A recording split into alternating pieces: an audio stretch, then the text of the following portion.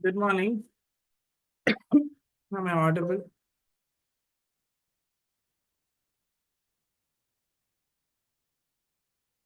Yes, good morning.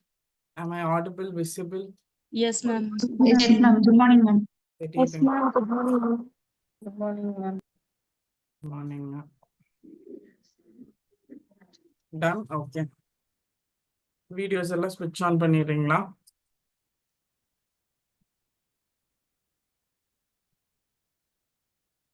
All of you?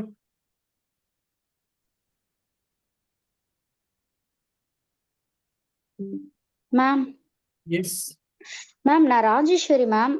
என்னோடது வந்து உங்களோடது வந்து ஃபுல் வியூவா எனக்கு தெரியல. லிஷாவோ சித்ராவோன்றது என்னோட பின் பண்ணி இருக்கிற மாதிரி இருக்கு. ஃபுல் வியூ உங்களோடது எனக்கு தெரியல மேம். நீங்க தான் பின் பண்ணிருக்கீங்க. You have to unpin. பண்ணாலும் அது ஆப்ஷன் வரலையே ma'am.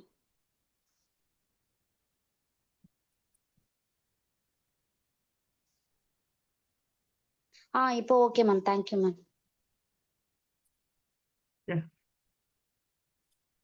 Okay, done. So good morning.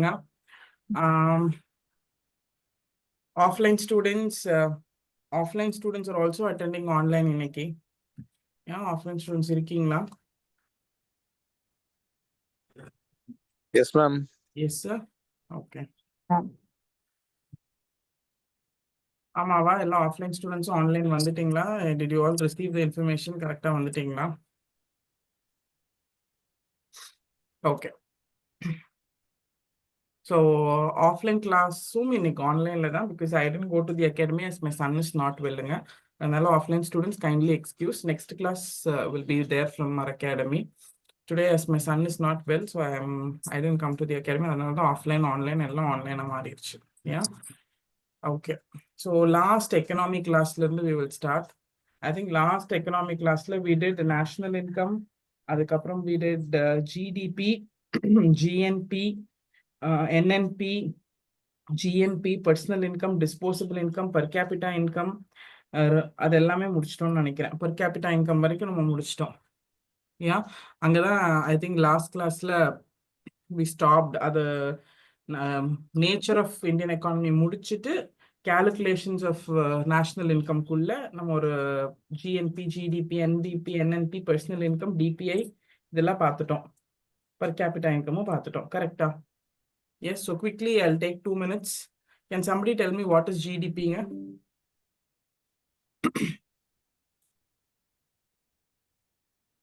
Yes, GDP. யோசிக்கிறீங்க? மறந்துடுச்சா economics? GDP. Ma'am, Ma'am, gross total domestic value product. of total. Yes. சொல்லுங்க, யார் சொல்றீங்க? Ma'am, a total value of final goods and services produced within the boundaries of the country. Within the boundaries of the country. Okay. Jayapriyava? Ranjita, ma'am. Ranjita. இல்லைங்க. Okay. Total value of final goods and services produced inside the country. Appo what is NDP? Yes, somebody NDP else. means GDP minus depreciation. Depreciation. Okay. What is GNP? So total value of goods and services produced inside the country as well as abroad. As well as abroad. அப்போ GNP. produced by Indians inside the country and outside. Indians, and the word is important. Indians or nationals? நம்மளோட nationals produce பண்றது both inside India And abroad. Indians outside India. Okay. So NNP is GNP minus depreciation. Depreciation. இது பார்த்தோம். அதுக்கப்புறம் என்ன பார்த்தோம்? personal income. Personal income. Personal income பார்த்தோம்.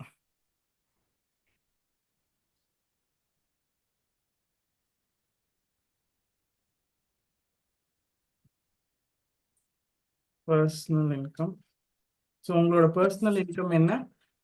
Total income Of the received by individual. received In by a year. individual. Okay. அப்போ DPI, disposable personal income. Personal income minus Reducing tax. the direct. minus direct tax.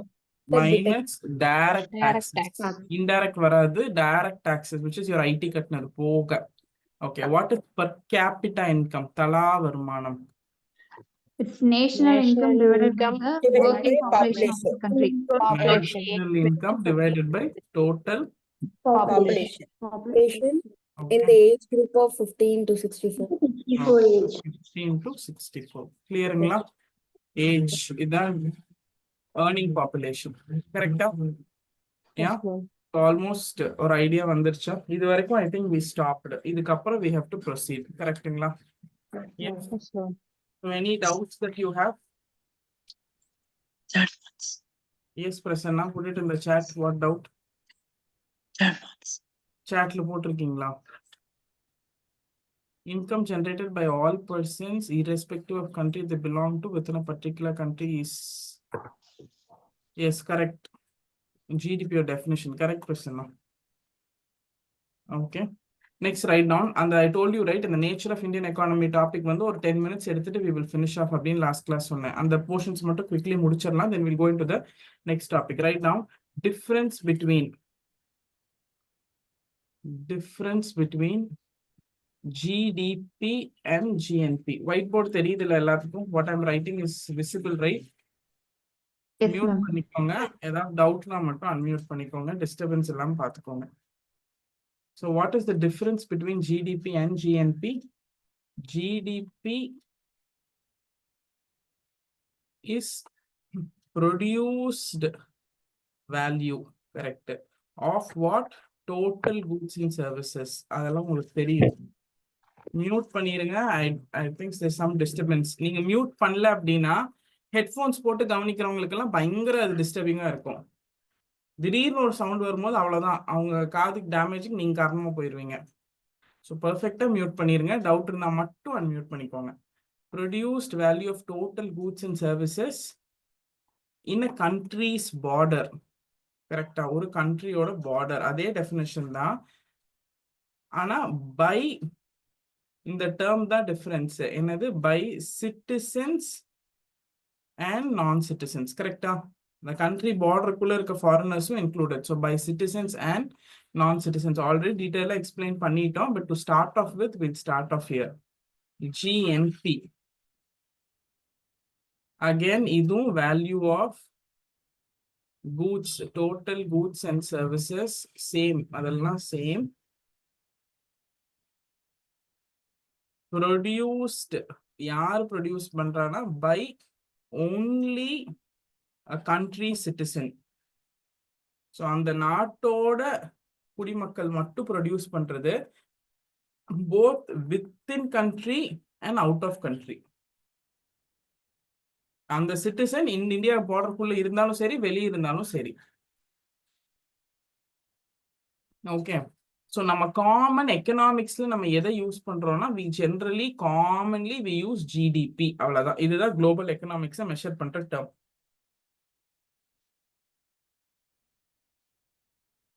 GDP அப்படிங்கிறது தான் purest form of national income. இந்த ஜிடிபியை measure பண்ணும் போது தான் நம்ம national income நிஜமாவே என்ன லெவல்னு தெரியும். இதுதான் purest form of national income.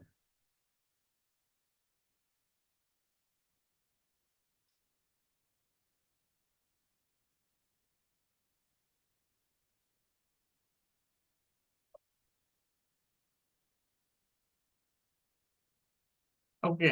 So இது நீங்கள் GDP is the purest form of national இன்கம்னு எழுதிட்டோமா, கீழே அப்படியே ஒரு பாக்ஸ் போட்டு இம்பார்ட்டன்ட் போட்டு எழுதிக்கோங்க. நம்ம ஸ்கூல் புக்கை பொறுத்த வரைக்கும் it also chase NNP, net national product, நிகர தேசிய உற்பத்தி. நிகர தேசிய உற்பத்தி, நெட் நேஷனல் ப்ராடக்ட். அது என்னங்க? GNP minus depreciation. அப்படின்னா நிகர தேசிய உற்பத்தியிலிருந்து தேய்மானத்தை கழித்து விட்டு அதோட மதிப்பு தான் NNP. இதுதான் பியூரஸ்ட் ஃபார்ம்னு மென்ஷன் பண்றாங்க. ஏன் இது purest form of national income அப்படின்னா, ஐ எக்ஸ்பிளைன். ஒரே நிமிஷம் கவனிச்சுக்கோங்க. எழுதிட்டீங்களா இது?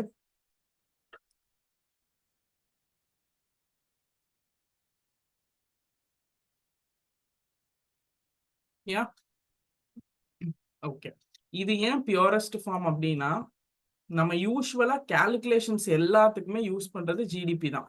ஜிடிபி வச்சுதான் நம்ம growth எவ்வளோ, அது இது எல்லாமே நம்ம அதை வச்சுதான் நம்ம பண்றோம். நிகர கிராஸ் டொமஸ்டிக் ப்ராடக்ட், மொத்த உள்நாட்டு உற்பத்தி வச்சுதான் நம்ம எல்லாமே கால்குலேட் பண்றோம். Low income country, high income country, ஜாஸ்தியா இருக்கா கம்மியா இருக்கா, எல்லாமே we are doing with that only. But இருந்தாலும் என்என்பி ஏன் பியூரஸ்ட் ஃபார்ம் ஆஃப் நேஷனல் இன்கம்னா, ஃபர்ஸ்ட் நேஷனல் இன்கம்னா என்ன? தேசிய வருவாயா? ஓகே, ஒரு நாட்டோட கம்ப்ளீட் வருமானம் என்ன அப்படின்னு. இப்ப நேஷனல் இன்கம் அப்படிங்கிறது அந்த நாட்டோட மொத்த வருமானம்னா, அந்த நாட்டுல இருக்கிறவங்க எல்லாம் நேஷனல்ஸ் ஓட இன்கம் அப்படிங்கறத எடுத்தா தானே நேஷனல் இன்கம். புரியுதா? ஆனா நம்ம ஜிடிபில என்ன எடுக்க மாட்டோம்? அவுட் சைட் கண்ட்ரி இருக்கிற இந்தியன்ஸை எடுக்க மாட்டோம். கரெக்டா? ஓகே, அவுட் சைட் கண்ட்ரி இருக்க இந்தியன்ஸும் இந்தியாவோட நாட்டு தேசிய வருமானத்துக்கு தானே கான்ட்ரிபியூட் பண்றாங்க. ஓகே, அதனால ஜிடிபி இல்லாம நேஷனல் இன்கம். இப்ப இந்த நேஷனல் இன்கமும், give me 1 minute.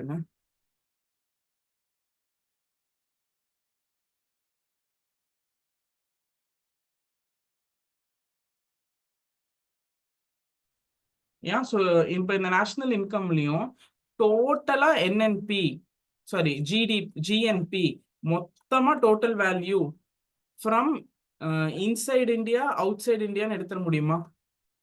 அது மொத்தமா நம்ம நேஷனல் இன்கம் எடுக்க முடியுமா? தேய்மானத்தை கழிச்சாதானே நம்ம வருமானம். ஏன்? அதனாலதான் என்என்பி தான் purest form of national income சொல்றாங்க. ஜிஎன்பி மைனஸ் டிப்ரிசியேஷன் என்என்பி, இதுதான் பியூரஸ்ட் ஃபார்ம் அப்படின்னு சொல்றாங்க. நேஷனல் இன்கம்னு ஒரிஜினலா உங்களுக்கு என்ன தெரியணும் அப்படின்னா, இந்தியன்ஸ் இந்தியாக்குள்ள இருக்கிறது மட்டும் இல்லாம மொத்தம் வெளியில இருக்கவங்களும் சேர்ந்து எவ்வளவு உற்பத்தி எவ்வளவு ப்ரொடியூஸ் பண்றாங்க, அதுல தேய்மானம் டிப்ரிசியேஷன் கழிச்சது போக என்ன நிகர தேசிய உற்பத்தியோ அதுதான் பியூரஸ்ட் ஃபார்ம் அப்படின்னு your school book clearly says. புரிஞ்சிருச்சா? Yes, if you have any doubt please சொல்லுங்க. சொல்லுங்க கடைசி. எக்ஸாம்ல கொஸ்டின் கேட்டாலும் அப்ப என்என்பி தான் ஆன்சர் பண்ணணுமா மேம்? பியூரஸ்ட் ஃபார்ம் என்என்பி தாங்க. மோஸ்ட் யூஸ்டு ஃபார்ம் அப்படின்னா ஜிடிபி. ஜிடிபி தான் நம்ம எல்லா பக்கமே எக்கனாமிக்ல குளோபல் எக்கனாமிக்ஸ்ல யூஸ் பண்றது ஜிடிபி. ஓகே, பியூரஸ்ட் கோல்டு அப்படின்னா என்ன சொல்வீங்க? 24 கேரட் பியூரஸ்ட் கோல்டு. குளோபலி நம்ம யூஸ் பண்றது 22 கேரட் கோல்டு. இந்த 24 கேரட் பியூரஸ்டா இருந்தாலும் அதை வச்சு நீங்க வளையல், மோதிரம், கம்மல்லாம் செஞ்சே போடவே முடியாது. ஓகே, அதே தான் திஸ் ப்ராப்ளம் வித் என்என்பி. புரியுதா? குளோபல் எக்கனாமிக்ஸ்ல யூஸ் பண்றது ஜிடிபி. பியூரஸ்ட் ஃபார்ம் அப்படிங்கிறது என்என்பி. I will repeat. யாருக்கா டவுட் இருக்கா? I am just repeating. ஒரே இதை எழுதுங்க. I will repeat.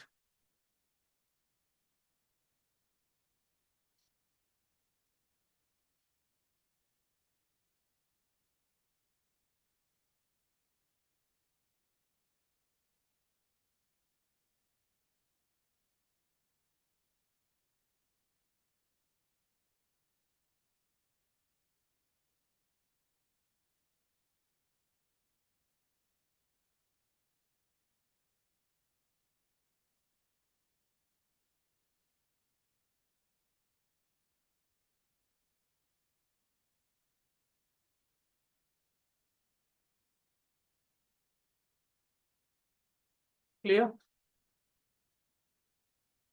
Yes.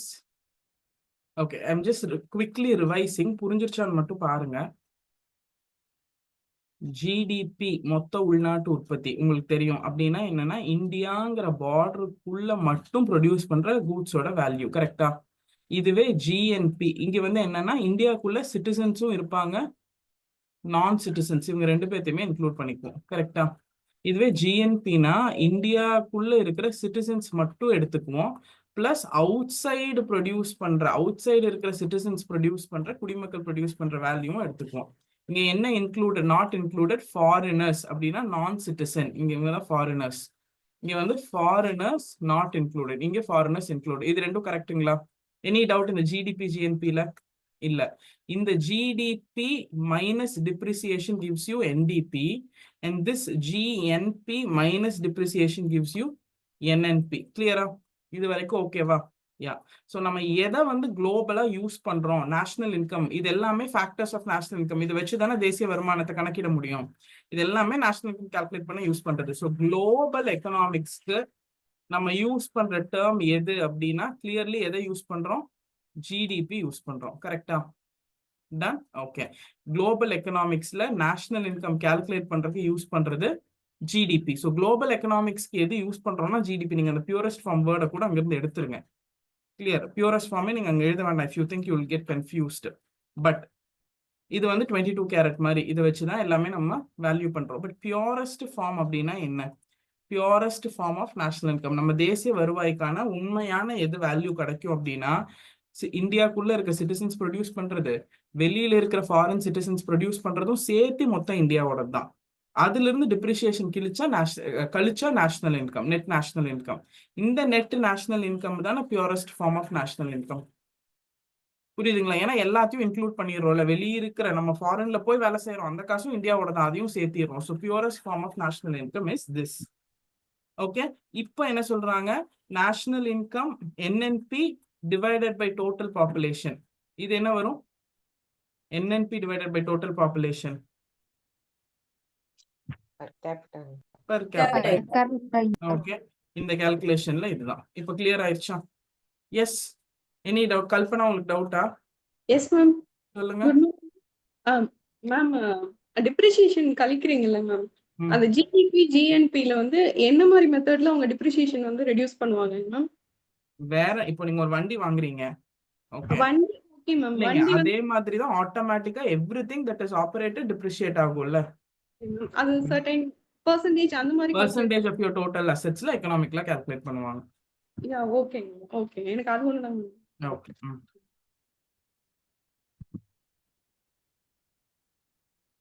Clear?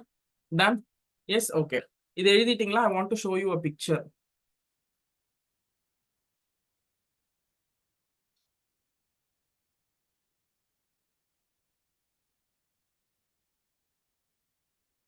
Can I close this? Yeah. Done. I'm closing and I'm just opening a picture. தெரியுதான்னு பாருங்க.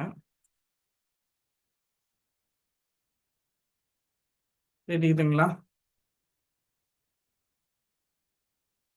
தெரியுதா? Yes ma'am. எழுத வேண்டாம். நான் ஃபர்ஸ்ட் இது வந்து I'll explain, அதுக்கப்புறம் நீங்க எழுதிக்கோங்க. இது வந்து top economics and India world இருக்க டாப் எக்கனாமிக்ஸும் அதோட 10 இயரோட growthம். குளோபல் லெவல்ல எக்கனாமியை மெஷர் பண்றதுக்கு என்ன யூஸ் பண்றாங்க? ஜிடிபி யூஸ் பண்றாங்க. கரெக்டா? அப்ப அந்த ஜிடிபியை வச்சு டாப் எக்கனாமிஸோட 10 இயர் growth என்னன்னு, இது வந்து நீத்தி ஆயோக் ஒரு 10 டேஸ்க்கு முன்னாடி அனௌன்ஸ் பப்ளிஷ் பண்ண ஒரு நியூஸ். நீங்க கீழே போனீங்கன்னா இந்த வெப்சைட் இதுல இருக்கும். Figures are rounded. Data last updated February 2025. தெரியுதுங்களா? I'm just zooming so that you can see. Data last updated February 2025. இப்போ நம்ம மார்ச் 4ஆம் தேதி இருக்கோம். ஒரு 10 நாளைக்கு முன்னாடி இது வந்து நீத்தி ஆயோக் பப்ளிஷ் பண்ணாங்க. நீத்தி ஆயோக் எங்க இருந்து எடுத்து பப்ளிஷ் பண்ணுவாங்க? நீத்தி ஆயோக் அப்படிங்கிறது நம்ம இந்தியாவோட ஆர்கனைசேஷன். நம்ம திட்டக்குழுக்கு பதில் இப்ப வந்திருக்கிறது பிளானிங் கமிஷனுக்கு பதில். அவங்களுக்கு எங்க கிடைக்கும்? International monetary fund, IMF, world bank, IMFலாம் கேள்விப்படுறோம் இல்லையா? அந்த IMF கிட்ட இருந்து சோர்ஸா எடுத்து நீத்தி ஆயோக் பப்ளிஷ் பண்ண ஒரு February 2025 latest updated top economies of the country. So இதை எதை பேஸ் பண்ணி? ரியல் ஜிடிபி பேஸ் பண்ணி. அவ்வளவுதான். இன்ஃப்ளேஷன் அட்ஜஸ்டட் அப்படிங்கிறது வந்து 1 செகண்ட் போயிடுச்சா? இன்ஃப்ளேஷன் அட்ஜஸ்டட் அப்படிங்கிறது இட்ஸ் நத்திங் பட் விலைவாசி உயர்வு எல்லாத்துக்கும் அட்ஜஸ்ட் பண்ணி. ஓகே. இப்போ இதுதான் 2015ல இருந்த ஜிடிபி, இது 2025. நம்ம எங்க இருக்கோம்? 5வது உலகில பொருளாதார அளவுல ஜிடிபி மொத்த உள்நாட்டு உற்பத்தியை கணக்கில் எடுக்கும் போது நம்ம 5வது பெரிய பொருளாதார வல்லரசு, எக்கனாமிக்லி பிக் கண்ட்ரி. புரிஞ்சிருச்சுங்களா? ஏன் இப்ப நம்ம எவ்வளவு க்ரோ ஆயிருக்கோம் அப்படின்னா 5th பிளேஸ்ல இப்ப இருக்க இந்தியா 2015ல நம்ம ஜிடிபி வந்து $2.4 trillion. இது வந்து டாலர், டி வந்து ட்ரில்லியன். கரெக்டா? இப்போ 4.3ல இருக்கும், which means 77% நம்ம 10 வருஷத்துல க்ரோ ஆயிருக்கோம். ஓகே. அப்ப மொத்த உள்நாட்டு உற்பத்தியை நம்ம ஜாஸ்தி பண்ணதுனால தானே இந்த அளவுக்கு வந்திருக்கோம். டோட்டல் வேல்யூ நம்ம அதிகமா ப்ரொடியூஸ் பண்ணியிருக்கோம், கூட்ஸ் அண்ட் சர்வீசஸ். ஸோ இந்த ஜிடிபி வச்சுதான் குளோபல் எக்கனாமி. அப்ப நம்ம வந்து 5th பிளேஸ்ல இருக்கிற டெவலப்டு கண்ட்ரி அப்படின்னு யார் சொல்லுவா? லாஸ்ட் பிளேஸ்ல இருக்கவங்க சொல்லுவாங்க. யூஎஸ் நம்மள என்ன சொல்லுவாங்க? டெவலப்பிங் கண்ட்ரின்னு சொல்லுவாங்க. நம்ம லோ இன்கம் கண்ட்ரியா, மிடில் இன்கம் கண்ட்ரியா?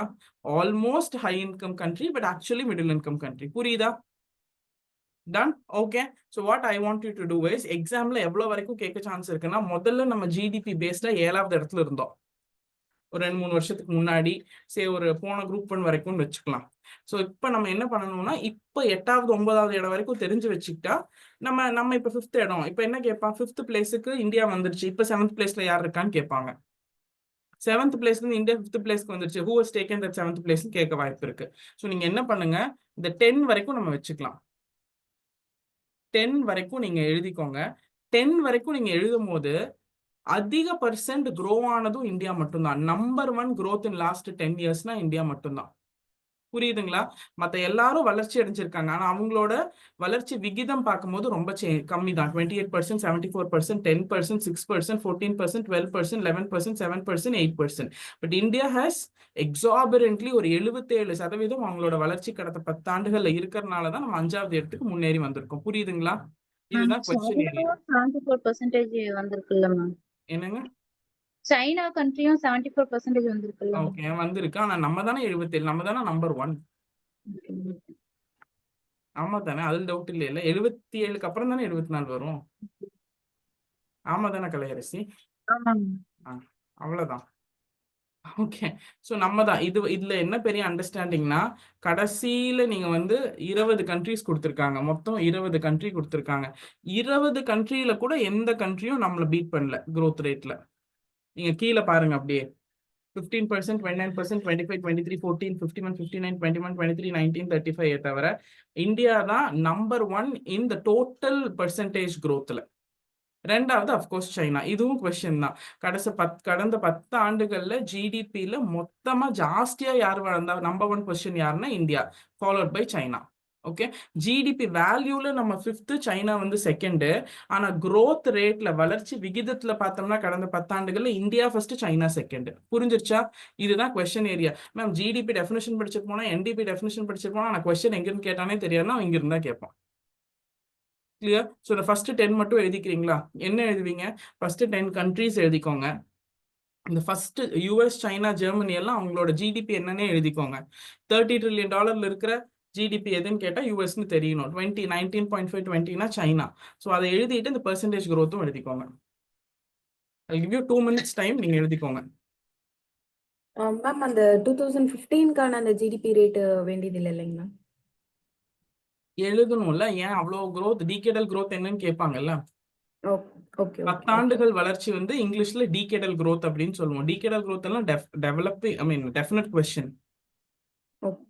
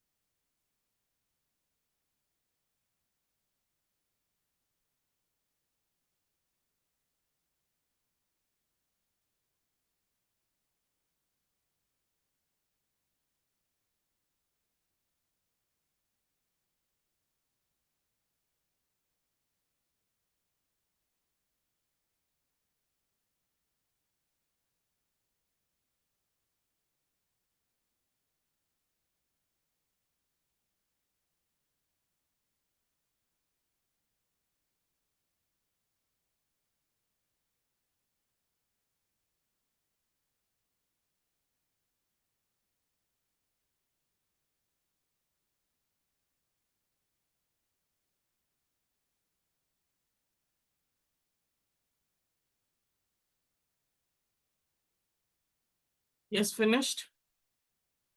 Everybody, எல்லாரும் எழுதிட்டீங்களா? Yes ma'am. இதை எழுதி மனப்பாடம் பண்ண வேண்டியது இல்லைங்க. இந்த இதோட அவுட்புட் ரொம்ப முக்கியம். அவுட்புட் அண்டர்ஸ்டாண்டிங் தான் முக்கியம். ஓகே, எது வந்து டிகேடல் growthல ஹையஸ்ட் அப்படின்னா யூஎஸ், எது நம்ம செகண்ட்னா சைனா, ஃபிஃப்த் வந்து இந்தியா. ஓகே, இந்த growth பர்சன்டேஜ்ல எது ஹையஸ்ட்னா இந்தியா ஃபர்ஸ்ட், செகண்ட் சைனா 74%. இந்த மாதிரி அண்டர்ஸ்டாண்டிங் தான் வேணும். அதிக பர்சன்ட் எது வளர்ந்துருக்குன்னா இந்தியா மட்டும்தான். அப்படியே கிட்டத்தட்ட 2.4ல இருந்து 4.3 வந்திருக்கு, ஆல்மோஸ்ட் டபுள் ஆயிருக்கு. பாக்கி எல்லாம் கொஞ்சம் ஜாஸ்தியா இருக்கு. இந்த அண்டர்ஸ்டாண்டிங் தான் ரொம்ப முக்கியம். 4.5 to 4.9, 4.1 to 4.4 இதெல்லாம் growth ரொம்ப கம்மி. ஏன்னா அவங்க ஆல்ரெடி முதல்லயே நல்லா இருந்தாங்க, கொஞ்சம் க்ரோ ஆயிருக்காங்க. நம்ம வந்து பயங்கரமா க்ரோ ஆயிருக்கோம். கிளியர்? இதை ஏன் இப்ப நீத்தி ஆயோக் பப்ளிஷ் பண்ணியிருக்காங்கன்னு யாரா சொல்ல முடியுமா? ஃபினான்ஷியல் இயர் பட்ஜெட் இருக்கு. Financial year budget, okay. Okay, on the other side, February month, so budget. Yeah, பாலிட்டியில பாத்தீங்கன்னா பிப்ரவரி மாசம் தான் நிதி அறிக்கை, நம்ம election அதற்கான நிதி அறிக்கை. Okay, ma'am ma'am NITI election 2015ல தானே மேம் ஸ்டார்ட் பண்ணோம். புரியலைங்க. நிதி ஆயோக் 2015ல தானே ma'am okay, start NITI Aayog ஜனவரி 2015ல ஸ்டார்ட் பண்ணாங்க. ஓகே, மேக் பண்ணோம். India policy out. ஓகே, வேறங்க? எலெக்ஷன்னால வந்துட்டு இப்போ பப்ளிஷ் பண்ணிருக்காங்க. வீடியோ ஆன் பண்ணுங்க. Ma'am Yeah. எலெக்ஷன்னால இப்ப பப்ளிஷ் பண்ணிருக்காங்க மேம். இப்ப இருக்கிறது மேல இருக்கிறது பிஎம் மோடி கவர்மெண்டோடதுங்க மேம். பிஜேபிக்கு மேபி அட்வான்டேஜா இருக்கலாம்ல வர்ற எலெக்ஷனுக்கு. இப்ப State அதுதான் அவங்க election-க்கா? கேம்பெயின்லயே சொல்றாங்க. இவ்ளோ State growth rate election-க்கா? இருக்கு இந்தியா வந்து. நம்ம தமிழ்நாடு எலெக்ஷனுக்கா? ஆஹ் இப்ப எலெக்ஷன் வரப்போ தமிழ்நாட்டுல மட்டும்தான். இப்பதான் சென்ட்ரல் எலெக்ஷன் முடிஞ்சிருச்சு. சென்ட்ரல் மேம் எலெக்ஷன் ட்ரம்ப் அவங்க ஜெயிச்சிட்டாங்க. அமெரிக்கால ட்ரம்ப் வந்ததுனால நம்ம பொருளாதாரம் கொஞ்சம் வீழ்ச்சி அடைஞ்சிருக்கு இல்லைங்க. ஓகே, அதனால கூட இருக்கலாம். ஃபைன். ஆஸ் சிம்பிள் அஸ் தட்டுங்க. பொலிட்டிக்கலி பார்த்தா ஃபர்ஸ்ட் பிப்ரவரியில் பப்ளிஷ் பண்ணதுக்கான ரீசன் பட்ஜெட். ஓகே, பட்ஜெட்ல வந்து தே ஷுட் ஆல்வேஸ் ஸ்ட்ரெஸ் என்ன நாங்க பண்ணியிருக்கோம், எவ்வளவு growth இருக்குங்கிறத அவங்க ஸ்ட்ரெஸ் பண்ணோம். ஸோ பட்ஜெட் மெயின் ரீசன் பிப்ரவரியில் பப்ளிஷ் பண்ணதுக்கு. ரெண்டாவது, இது தேர்ட் டேர்ம் மோடி கவர்மெண்டா? எத்தனாவது டேர்ம் இப்போ Modi government ruling? Third third term. So அவங்களோட growth இந்த லாஸ்ட் 10 years அப்படிங்கறத வந்து இப்போ பப்ளிஷ் பண்ணியிருக்காங்க in terms of GDP. Clear? ரொம்ப பெருசா அது எலெக்ஷனோடலாம் யோசிக்க வேண்டியதில்லை. ஏன் எலெக்ஷனோட யோசிக்க வேண்டியதில்லை? அடுத்த வருஷம் வரப்போறது தமிழ்நாட்டில் ஒரு ஸ்டேட்ல வர எலெக்ஷன். ஓகே, ஸ்டேட் ஆல்ரெடி அந்த எலெக்ஷனுக்கு தேவையானது பண்ணிட்டாங்க. எங்களுக்கான பணமே கொடுக்கறது இல்லை சென்ட்ரல் கவர்மெண்ட்ல அவங்க சொல்லிட்டாங்க. ஸோ இது ஸ்டேட் எலெக்ஷனுக்கு சம்பந்தம் கிடையாது. It's with respect to achievements of Modi government இந்த லாஸ்ட் 10 years பிளஸ் பிப்ரவரியில் அவங்க பட்ஜெட் அப்போ கொடுத்த கன்சாலிடேட்டட் ரிப்போர்ட். நாங்கள் கொண்டு வந்திருக்கிற பட்ஜெட் பாலிசிஸ்னால நாங்கள் ஜிடிபி இவ்வளோ இன்க்ரீஸ் பண்ணியிருக்கோம், நம்மளோட பொசிஷனை 2 places மேலே கொண்டு வந்திருக்கோங்கிறத ப்ரூவ் பண்றதுக்காக. Okay, clear? Okay, next I'll go to another important conceptங்க. இது வரைக்கும் ஓகேவா? எல்லாமே புரிஞ்சுச்சா? புரியலன்னா அப்படியே நோட் பண்ணி வைங்க. You can finally ask all that. புரியாம போகாதீங்க. எக்கனாமிக்ஸ் இன்னைக்கு புரியாம போயிட்டீங்கன்னா நாளைக்கும் புரியாது.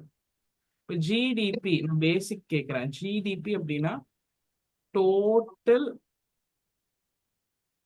Value of goods and services produced. கரெக்டா? இப்போ நம்ம ஆல்ரெடி டிஸ்கஸ் பண்ண டிஸ்கஷன் தான், ஆல்ரெடி டிஸ்கஸ் பண்ண டெஃபினேஷனும் கூட. பட் நான் வந்து புட்டிங் எம் பிரேக்கிங் தட். இந்த வேல்யூவை மட்டும் நான் ஹைலைட் பண்ணியிருக்கேன். Fine. Total number of goods and சர்வீசஸ்ன்னு இங்க இல்ல, வேல்யூ. மொத்த உள்நாட்டு உற்பத்தி அப்படிங்கிறது மொத்த அந்த நாட்டுல ஒரு ஆண்டுல உற்பத்தி செய்யப்பட்ட பொருட்கள் மற்றும் பண்டங்களோட மதிப்பு தானே. ஸோ மதிப்பு தான் இங்க முக்கியமே தவிர நம்பர் முக்கியம் இல்லை. கரெக்டா? இது வரைக்கும் ஜிடிபி டெஃபினிஷன் எல்லாத்துக்குமே கிளியரா? ஏன் இங்க எல்லாத்துக்குமே கிளியர்னா இப்ப ஜஸ்ட் என்கிட்ட சொல்லுங்க, ஜிடிபி இந்தியால 1 இயருக்கு கூட்ஸ் அண்ட் சர்வீசஸ் ஒரு 10 கூடு பிளஸ் 10 சர்வீஸ் நான் ப்ரொடியூஸ் பண்ணியிருக்கேன்னா 20 ப்ராடக்ட்ஸ் நான் ப்ரொடியூஸ் பண்ணியிருக்கேன். கரெக்டா? இந்த 20 ப்ராடக்ட்ஸோட வேல்யூ என்னவோ அதுதானே ஜிடிபி. கரெக்டா? ஓகே, அப்ப இந்த 10 ப்ராடக்ட்ஸோட வேல்யூ 5 rupees ஈச். இது 10 rupees ஈச். Okay. அப்ப 10 into 5, 50 plus 10 into 10, 100. So my total value is 150 rupees. Okay, எல்லாருமே ஒத்துக்கிறீங்களா? கரெக்டா? ஆமா தானே? யாராவது ஒத்துக்க மாட்டேன்னு சொன்னீங்கன்னா இப்பவே சொல்லிருங்க. பிகாஸ் டெஃபினிஷன்லயே கிளியரா என்ன சொல்லுது? Total value of goods and services சொல்லுது. மொத்த அந்த நாட்டுல அந்த ஆண்டுக்கு உற்பத்தி பண்ணப்பட்ட பண்டங்கள் மற்றும் பொருட்களோட மதிப்பு value. So I clearly take the value of the 20 products. ஏன்னா மொத்தம் 20 பண்டங்களும் 20 சர்வீஸும் உற்பத்தி பண்ணியிருக்கோம். அதோட வேல்யூ நான் எடுத்துட்டு 150 ரூபாய். இதுதானே என் ஜிடிபி. கரெக்ட்? ஓகே. இது வந்து லாஸ்ட் இயர்க்குன்னு வச்சுக்கோங்க. டன். ஓகே. இந்த வருஷத்துக்கு போன வருஷம் தான் வேல்யூ. இந்த வருஷத்துக்கு நான் கால்குலேட் பண்றேன். GDP same country India same next year 1 year மொத்த ப்ராடக்ட்ஸ் 10 + 10 அதே தான் ப்ரொடியூஸ் பண்ற ப்ராடக்ட்ஸ் வந்து சேம். அப்ப இங்க அகைன் 20 ப்ராடக்ட்ஸ். ஆனா இங்க என்ன ஆயிடுச்சு? இந்த 5 ரூபாய்க்கு வித்தது இப்ப 10 ரூபாய். ஒரு வருஷத்துல இன்ஃபிளேஷன் இருக்குல்ல, விலைவாசி உயர்வு இருக்குல்ல. ஏன் நீங்க 10 ரூபாய்க்கு வாங்கின பால் 12 ரூபாய் ஆயிருது இல்ல, 2 ரூபாய்க்கு வாங்கின பென்சில் 3 ரூபாய் ஆயிருது இல்ல ஒரு வருஷத்துல. சோ அதனால 5 ரூபாய்க்கு வித்தது இப்ப 10 ரூபாய் ஆயிருச்சு, 10 ரூபாய்க்கு வித்தது இப்ப 20 ரூபாய் ஆயிருச்சு. கரெக்டா? ஒரு வருஷத்துல இது வந்து விலைவாசி உயர்வு இன்ஃபிளேஷனால வேல்யூ ஜாஸ்தியா இருக்கு. அப்போ இப்ப நான் 10 into 5 50 போட்டேன். இப்ப 10 into 10 100 போடணும். கரெக்டா? Yes, I all able to follow. இப்ப 10 into 10 நான் 200 போடணும். 10 into 10 100 போட்டேன். இப்ப 10 into 20 200 போடணும். இப்ப என் டோட்டல் வேல்யூ எவ்வளவு ஆச்சு? 300 rupees. ஓகே. இப்ப என் கொஸ்டின் என்னன்னா, ஜிடிபி க்ரோ ஆயிருக்கா இல்லையா?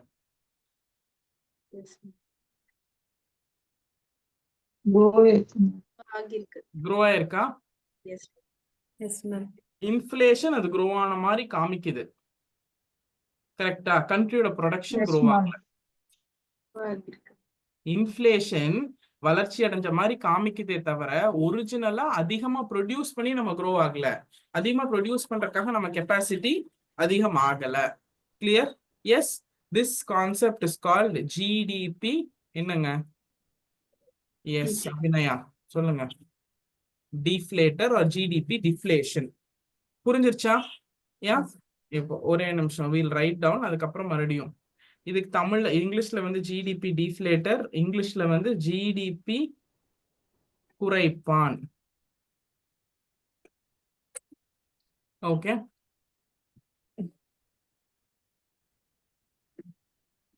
ஜிடிபி குறைப்பான். ஓகே. ஃபர்ஸ்ட் இப்போ நான் என்ன பண்றேன், உங்களுக்கு டெஃபினிஷனை காமிக்கிறேன், நீங்க அப்படியே எழுதிக்கோங்க. உங்களுக்கு புரிஞ்சிருச்சு அப்படின்னா you can write down. Whence you write you will clearly understand as well. குறையவும் இல்ல மேம், அப்படியே குறைப்பான்னு பேரு. அது டெஃபினிஷனே நம்ம இன்னும் பார்க்கலைங்க. பார்க்கலாம், வெயிட் பண்ணுங்க. கால்குலேட் பண்ணும்போது உங்களுக்கே புரிஞ்சிடும். பேர் ஏன் வச்சாங்கன்னா நான் சொல்ல முடியுமா? ஏன் பெனாசர் பேர் வச்சுட்டாங்க சோறு போடலங்கிற மாதிரி கேக்குறீங்களே, நான் என்ன சொல்லட்டும்?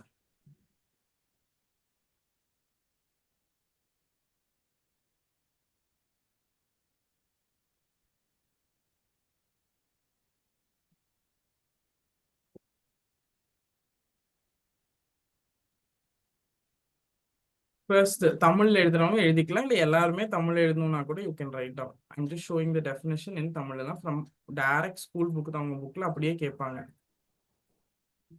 எல்லாருமே தமிழ் எழுதிக்கலாம். ஜிடிபி குறைப்பான் என்பது ஜிடிபியில் குறிப்பிட்டுள்ள பண்டங்கள் மற்றும் பணிகளின் விலை மாற்று குறியீடு ஆகும். அவ்வளவுதான். இந்த மாற்று, அந்த சேஞ்ச், அவ்வளவுதான். ஸோ இட்ஸ் நத்திங் பட் விலை குறியீட்டு எண், அவ்வளவுதான்.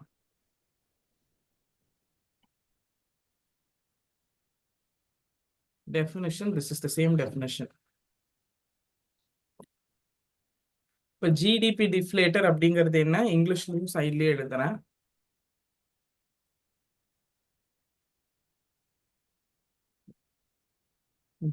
ஜிடிபி டிஃப்ளேட்டர் அப்படிங்கிறது இண்டெக்ஸ் ஆஃப்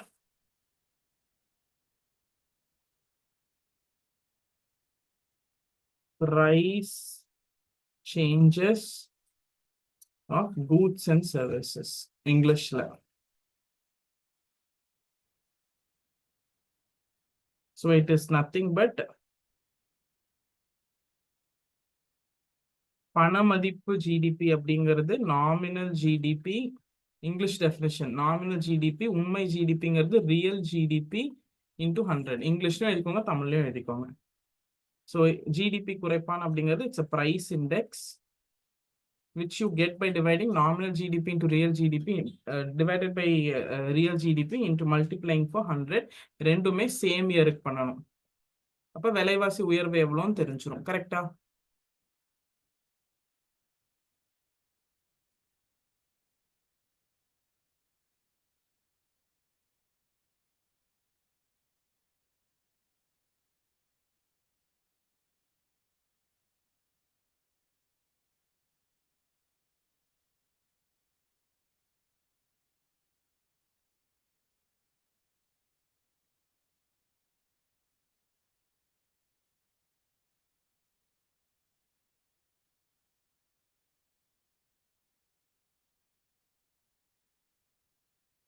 கிளியர்?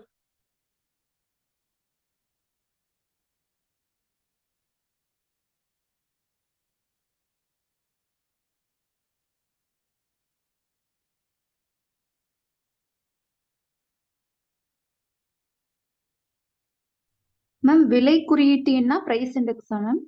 ஆமாங்க, விலை குறியீட்டுன்னா பிரைஸ் இண்டெக்ஸ்.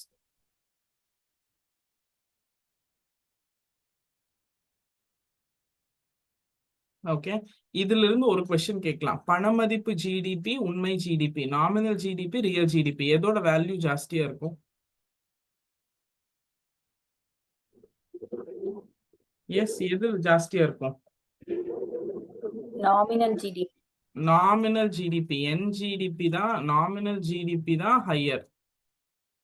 ஓகே, அது வந்து இன்ஃப்ளேஷனோட சேர்த்து வரும், ஆல்வேஸ் ஹையர். ரியல் ஜிடிபி வந்து கம்மியா இருக்கும். இது டைரக்ட் கொஸ்டின். நாமினல் ஜிடிபியோட வேல்யூ ஜாஸ்தியா இருக்குமா, ரியல் ஜிடிபியோட வேல்யூ ஜாஸ்தியா இருக்குமா? ரியல் ஜிடிபியோட ப்ரொடியூஸ் ப்ராடக்ட் 10 ரூபா தான், அது வந்து விலைவாசி உயர்னால அது 20 ரூபா ஆகுது, 30 ரூபா ஆகுது. So nominal GDP is always higher than real GDP. அதுவும் கொஸ்டின்.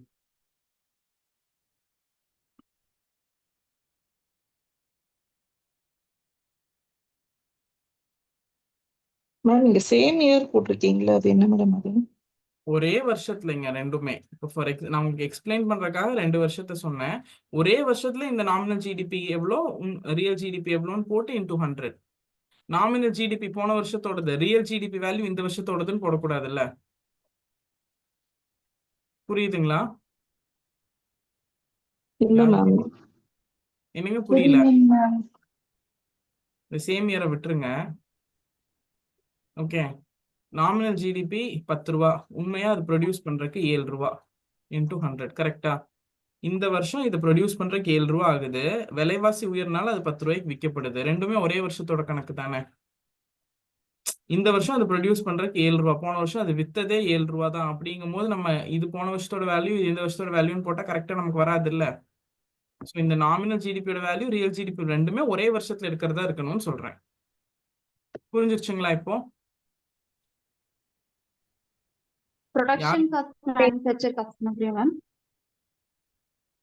இல்ல, யார் அந்த டவுட் கேட்டீங்க ஃபர்ஸ்ட்? சேம் இயர்னா என்ன, புரிஞ்சிருச்சுங்களா இப்போ? மேம் அது ஒரே இயர்ல எப்படி மேம் நம்ம டிஃபரன்ஸ் கண்டுபிடிக்க முடியும்? அது நம்ம அந்த இயரோட என்ன காஸ்ட் ஆஃப் லிவிங் இருக்கோ அதுதானே மேம் நம்ம போடுவோம். நீங்க வீடியோ ஆன் பண்ணீங்கன்னா நான் கரெக்டா உங்களுக்கு எக்ஸ்பிளைன் பண்ணிடுவேன். எங்க இருக்கீங்கன்னே கண்டுபிடிக்க முடியாம நான் எப்படி எக்ஸ்பிளைன் பண்ணிட்டோம். இது எழுதிட்டீங்களா? எழுதிட்டோம். Can I close this? Okay. எங்க இருக்கீங்க? யாருக்கு டவுட்? சுகந்திகா? Yes ma'am. ஓகே, சுகந்தி, இப்போ நீங்க ஒரு 1 ஏக்கர் கார்டு வச்சிருக்கீங்க, 1 ஏக்கர் லேண்ட் வச்சிருக்கீங்க. ஓகே, போன வருஷமும் கரும்பு போட்டீங்க, இந்த வருஷமும் கரும்பு போடுறீங்க. போன வருஷமும் கரும்பு, இந்த வருஷமும் கரும்பு. ஓகே, போன வருஷம் ஒரு கரும்பு நீங்க மார்க்கெட்ல கொடுக்கும் போது, டைரக்டா நீங்க ரீட்டைல் பண்ணல, மார்க்கெட்ல கொடுக்கும் போது ஒரு கரும்பு 10 ரூபான்னு கொடுத்தீங்க. ஓகே, அந்த வருஷம் அந்த கரும்பு உற்பத்தி பண்றதுக்கு உங்களுக்கு 7 ரூபா ஆச்சு. ஃபைனா? அப்ப நீங்க கொடுக்கும் போது எவ்வளவு கொடுக்குறீங்க? 10 ரூபாய்க்கு கொடுக்குறீங்க, உற்பத்தி ஆகிறதுக்கு 7 ரூபாய் ஆச்சு. கரெக்டா? அப்போ அந்த 10 ரூபாய்க்கு நீங்க ஏன் கொடுக்குறீங்க அப்படின்னா, எல்லாரும் ஊருக்குள்ள 10 ரூபாய்க்கு தான் கொடுக்குறாங்க, நானும் 10 ரூபாய்க்கு தான் கொடுக்குறேன். ஓகே, அதே ஒரு ஏக்கர்ல அதே அடுத்த வருஷம் கரும்பு போடுறீங்க. கரும்பு வந்து நீங்க ஒரு தடவை பிளான் பண்ணீங்கன்னா ஒரு 4-5 தடவை நீங்க அறுத்துக்கிட்டே இருக்கலாம். திரும்பி எந்த முதலீடும் நீங்க போட தேவையில்லை. அந்த மாதிரி ஒரு ப்ராடக்ட். அடுத்த வருஷம் அதே கரும்பு முளைக்குது. அடுத்த பொங்கலுக்கும் அதே பையர் வர்றாரு உங்ககிட்ட வாங்க. போன வருஷம் 10 ரூபாய் கொடுத்தீங்க. நீங்க இந்த வருஷம் அதே முதலீடு அதே தான் வரும். 7 ரூபாய் 7 ரூபாய் தான் உங்களுக்கு செலவு. ஆனா நீங்க எவ்வளவு கொடுப்பீங்க? 12 ரூபாய் கொடுப்பீங்க. ஆமா தானே? போன வருஷம் 10 ரூபா, இந்த வருஷம் 10 ரூபாய்க்கே கிடைக்குமா?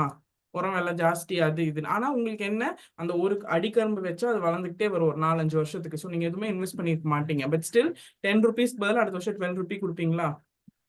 உங்க nominal GDP 12 rupees, real GDP 7 ரூபா. கரெக்டா? ரெண்டும் ஒரே வருஷத்துக்கு எடுத்தாதானே உங்களுக்கு எவ்வளவு இன்ஃபிளேஷன் அட்ஜஸ்டட் ப்ராஃபிட் வருதுன்னு தெரியும். ஓகே. இது மார்க்கெட் பிரைஸ். ஒரே நிமிஷங்க. இப்ப இது வந்து மார்க்கெட் பிரைஸுக்கும் நம்ம காஸ்ட் பிரைஸுக்கும் வந்து அந்த மாதிரி தான் அப்படி சொல்ல முடியாது. ஏன்னா மார்க்கெட் பிரைஸ்ல நிறைய ஃபேக்டர்ஸ் இன்க்ளூட் ஆகும். மார்க்கெட் பிரைஸ் அப்படிங்கும் போது உங்க ப்ரொடக்ஷன் மட்டும் இல்லாம மார்க்கெட்டிங், டிரான்ஸ்போர்டேஷன் எல்லாமே இன்க்ளூட் ஆகும். நீ எதுவுமே இன்க்ளூட் பண்ணாதனால நம்ம அப்படி சொல்ல முடியாது. நீங்க புரிஞ்சுக்கிற செல்லிங் பிரைஸ் சொல்லலாமா மேம்? என்னோட selling price what is the price I am fixing? நீங்க வேணா அப்படி எடுத்துக்கலாம், செல்லிங் பிரைஸா எடுத்துக்கலாம். பட் நம்ம இங்க அந்த டர்ம்ஸ் எதுவும் யூஸ் பண்ண மாட்டோம். நீங்க வேணா அதை அப்படி எடுத்துக்கலாம். புரிஞ்சிருச்சுங்களா? ரெண்டும் ஒரே வருஷத்துக்கு போடணும். இந்த வருஷம் ப்ரொடியூஸ் பண்றதுக்கு 7 ரூபாய், நான் 12 ரூபாய்க்கு வித்தேன். நாமினல் ஜிடிபி இன்ஃபிளேஷன் அட்ஜஸ்டடா ஜாஸ்தியா இருக்கு, ரியல் ஜிடிபி கம்மியா இருக்கு. கரெக்டா? ஓகே. புவனேஸ்வரி சொல்லுங்க, இப்ப என்ன டவுட்? மேம் அந்த 7 ரூபாங்கிறதே அது போன வருஷத்தோட தானேங்க மேம்? இந்த வருஷம் நீங்க போட்டிருந்தாலும் அந்த 7 ரூபாய் தானே வருது. அது மாறல, அவ்வளவுதானே தவிர. மாறி இருந்தா நீங்க 7000 ரூபாய் போட்டுக்கோங்க. ஆனா நீங்க 12 ரூபாய் மேல போட்டா கீழே 7000 ரூபாய் தானே போடணும். ஓகே. ரெண்டும் ஒரே வருஷத்தோடது போடுங்கன்னு சொல்றேன். நாமினல் ஜிடிபியும் அந்த வருஷத்தோடது, ரியல் ஜிடிபி அந்த வருஷத்தோடது. சப்போஸ் ரியல் ஜிடிபி 8 ரூபாய் இருந்து மேல 12 ரூபாய் ஆயிடுச்சுன்னா ரெண்டும் ஒரே வருஷத்தோடது போடணும்னு சொல்றேன். That's all.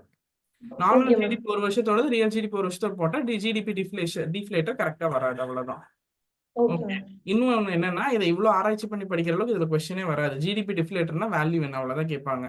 ஜிடிபி டிஃப்ளேட்டர்னா என்ன அப்படின்னா, nominal GDP real GDP into 100 அந்த டேர்ம் தெரிஞ்சிருக்கணும். ஜிடிபி டிஃப்ளேட்டர்ல யூஸ் பண்ற 2 முக்கியமான எக்கனாமிக் டேர்ம்ஸ் என்னன்னா, nominal, real GDP. Nominal GDP is along with inflation, real GDP is without inflation, which is higher. Nominal GDP, real GDP, இவ்வளவுதான் வந்து question வரும். நீங்க இவ்வளவு கன்ஃபியூஸ் பண்ணிக்கிற அளவுக்கு வராது. Okay, done. Okay, next write down methods to measure national income.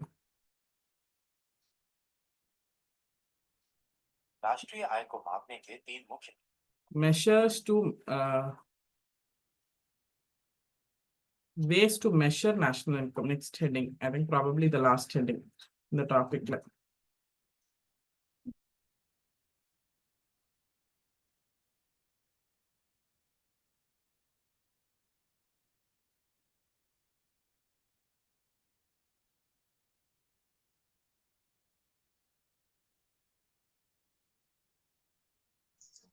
Ma'am, sorry to disturb. நான் ஒரே ஒரு டவுட் அந்த ப்ரீவியஸ் ஸ்லைட்ல கேக்குறேன் மேம். பிரியங்கா here. சொல்லுங்க. ஒன்றும் இல்லை மேம். இப்போ அந்த ப்ரீவியஸ்ல வந்து நம்ம ஒரு ஃபார்முலா யூஸ் பண்ணிருக்கோம். GDP deflator is equal to nominal GDP real GDP 100. இத வந்து மேத்ஸ் ப்ராப்ளம் மாதிரி எதுவும் வேல்யூ போட்டு கேட்பாங்களா மேம்? அப்படிலாம் கேட்க மாட்டாங்க. அந்த மாதிரி क्वेश्चन கேட்பாங்க. கேட்டா விட்டுட்டு வந்துருங்க. ஒரு மார்க் போனா போயிட்டு போகுது. அப்படிலாம் கேட்க மாட்டாங்க. நம்ம அப்புறம் சேலஞ்ச் பண்ணி மார்க் வாங்கிக்கலாம். சரி. 3 ways to measure national income. So 3 method இருக்கு. ஃபர்ஸ்ட் மெத்தட் பேரு production R value added method.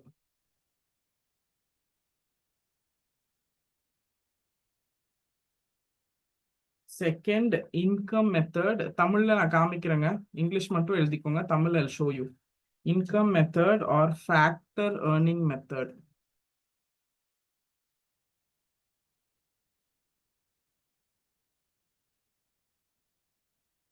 And last one, expenditure method.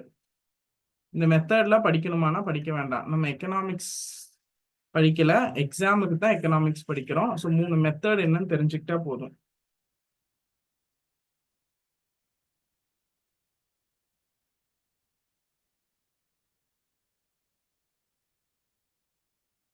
Okay, production method, income method, expenditure method. கரெக்டா? ஒன்னு ப்ரொடக்ஷனை வச்சு எவ்வளவு நேஷனல் இன்கம்னு கால்குலேட் பண்ணலாம். வருமானத்தை வச்சு எவ்வளவு நேஷனல் இன்கம் கால்குலேட் பண்ணலாம். Factor earning method. இல்ல செலவை வச்சு எவ்வளவு நேஷனல் இன்கம் கால்குலேட் பண்ணலாம். கரெக்டா? ஆமா தானேங்க? அப்ப இது மூணும் கரெக்டா கால்குலேட் பண்ணா நமக்கு ஒரு என்ன கிடைக்கும்? நமக்கு ஒரு ஃபார்முலா கிடைக்கும். என்ன formula? Output is equal to income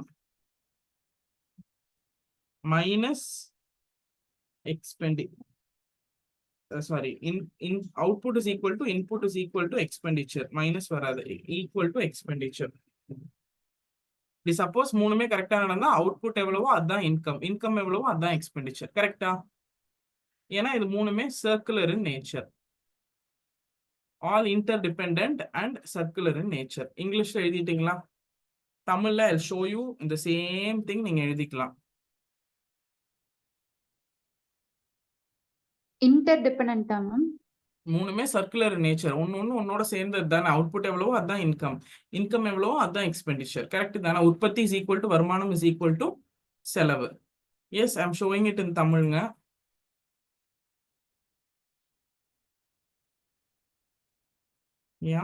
Tamil எழுதுறவங்க எழுதிக்கலாம், இல்லை எல்லாருமே தமிழ் எழுதுனா எழுதிக்கலாம். தேசிய வருவாய் 3 முறைகளை பயன்படுத்தி அளவிடலாம். உற்பத்தி முறை, வருவாய் முறை மற்றும் செலவு முறை. உற்பத்தி அல்லது மதிப்பு கூடுதல், அதான் வேல்யூ ஆடட். வருமானம் அல்லது காரணிகளின் ஊதிய முறை, ஃபேக்டர் ஏர்னிங் மெத்தட். செலவு முறை. இம்மூன்று முறைகளும் சரியாக பயன்படுத்தி கணக்கிட்டால் உற்பத்தி, வருமானம், செலவு இம்மூன்றின் மதிப்பும் சமமாக இருக்கும். உற்பத்தி இஸ் ஈக்குவல் டு வருமானம் இஸ் ஈக்குவல் டு செலவு. கரெக்டா?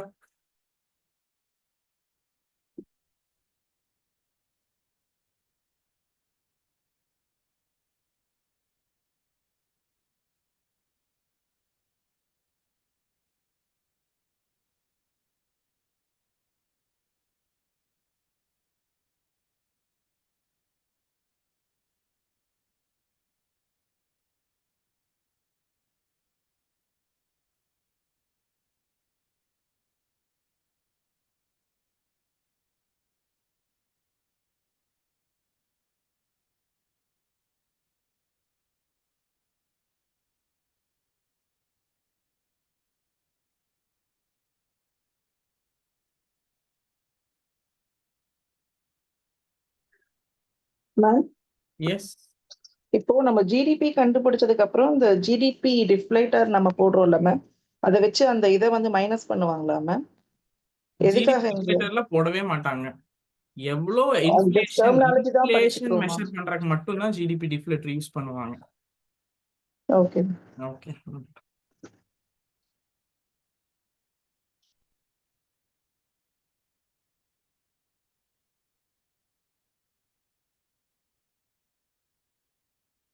எஸ், எழுதிட்டீங்களா? Yeah. So just go through இந்த ஜிடிபி, ஜிஎன்பி, நேஷனல் இன்கம்ல இருந்து ஏதாவது டவுட் இருக்கான்னு மட்டும் பாருங்க.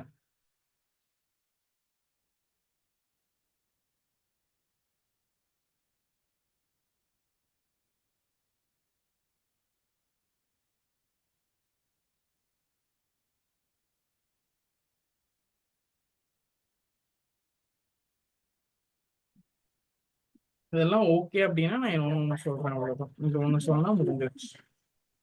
மேம் ஜிடிபி குறைப்பான்ல வந்து கொஸ்டின்ஸ் கேட்பாங்கன்னு சொன்னீங்கல்ல மேம், நாமினல் ஜிடிபி வந்து ரியல் அதை விட கம்மியா இருக்கும்னு சொல்லிட்டு அதுல எந்த மாதிரி கொஸ்டின்ஸ் கேட்பாங்கன்னு நீங்க சொன்னீங்க மேம், அது ரிப்பீட் பண்றீங்களா? ஜிடிபி டிஃப்ளேட்டர் பொறுத்த வரைக்கும் அது எதுக்காக யூஸ் பண்றாங்க? விலைவாசி உயர்வு எவ்வளோன்னு கணக்கிடுறக்கு, பிரைஸ் இண்டெக்ஸ், அதுக்கு தான். கரெக்டா? இன்ஃப்ளேஷன் யூஸ் பண்றதுக்கு. Nominal GDP by real GDP into 100 தான் ஃபார்முலா. அப்ப நாமினல் ஜிடிபி ஜாஸ்தியா இருக்குமா, ரியல் ஜிடிபி ஜாஸ்தியா இருக்குமா, இந்த மாதிரி கேட்க வாய்ப்பு இருக்கு. அப்ப ஜிடிபி டிஃப்ளேட்டர் கால்குலேட் பண்ணும்போது நமக்கு என்ன கிடைக்கும்? விலைவாசி உயர்வு எவ்வளோன்னு கிடைக்கும், இன்ஃப்ளேஷன் அட்ஜஸ்டட் அந்த ரேட் கிடைக்கும். ஸோ இந்த மாதிரி உங்களுக்கு ஜென்ரல் அண்டர்ஸ்டாண்டிங் இருந்தா போதும். ஓகே.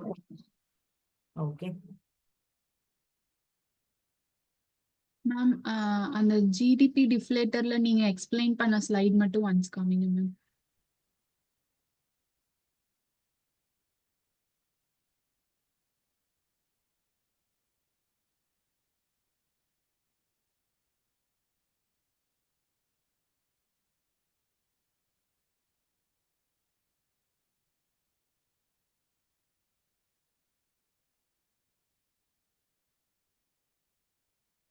தெரியுதுங்களா?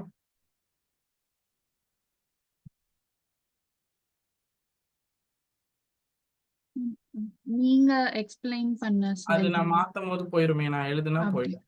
Okay yes, any doubt?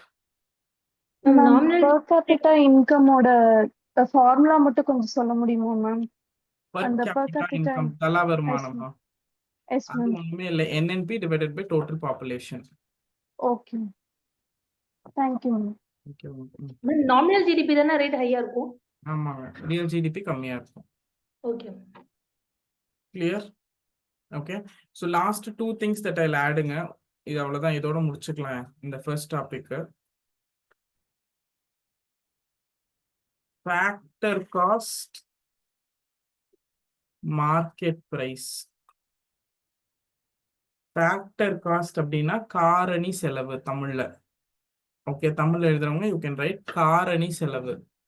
Market பிரைஸ்னா சந்தை விலை.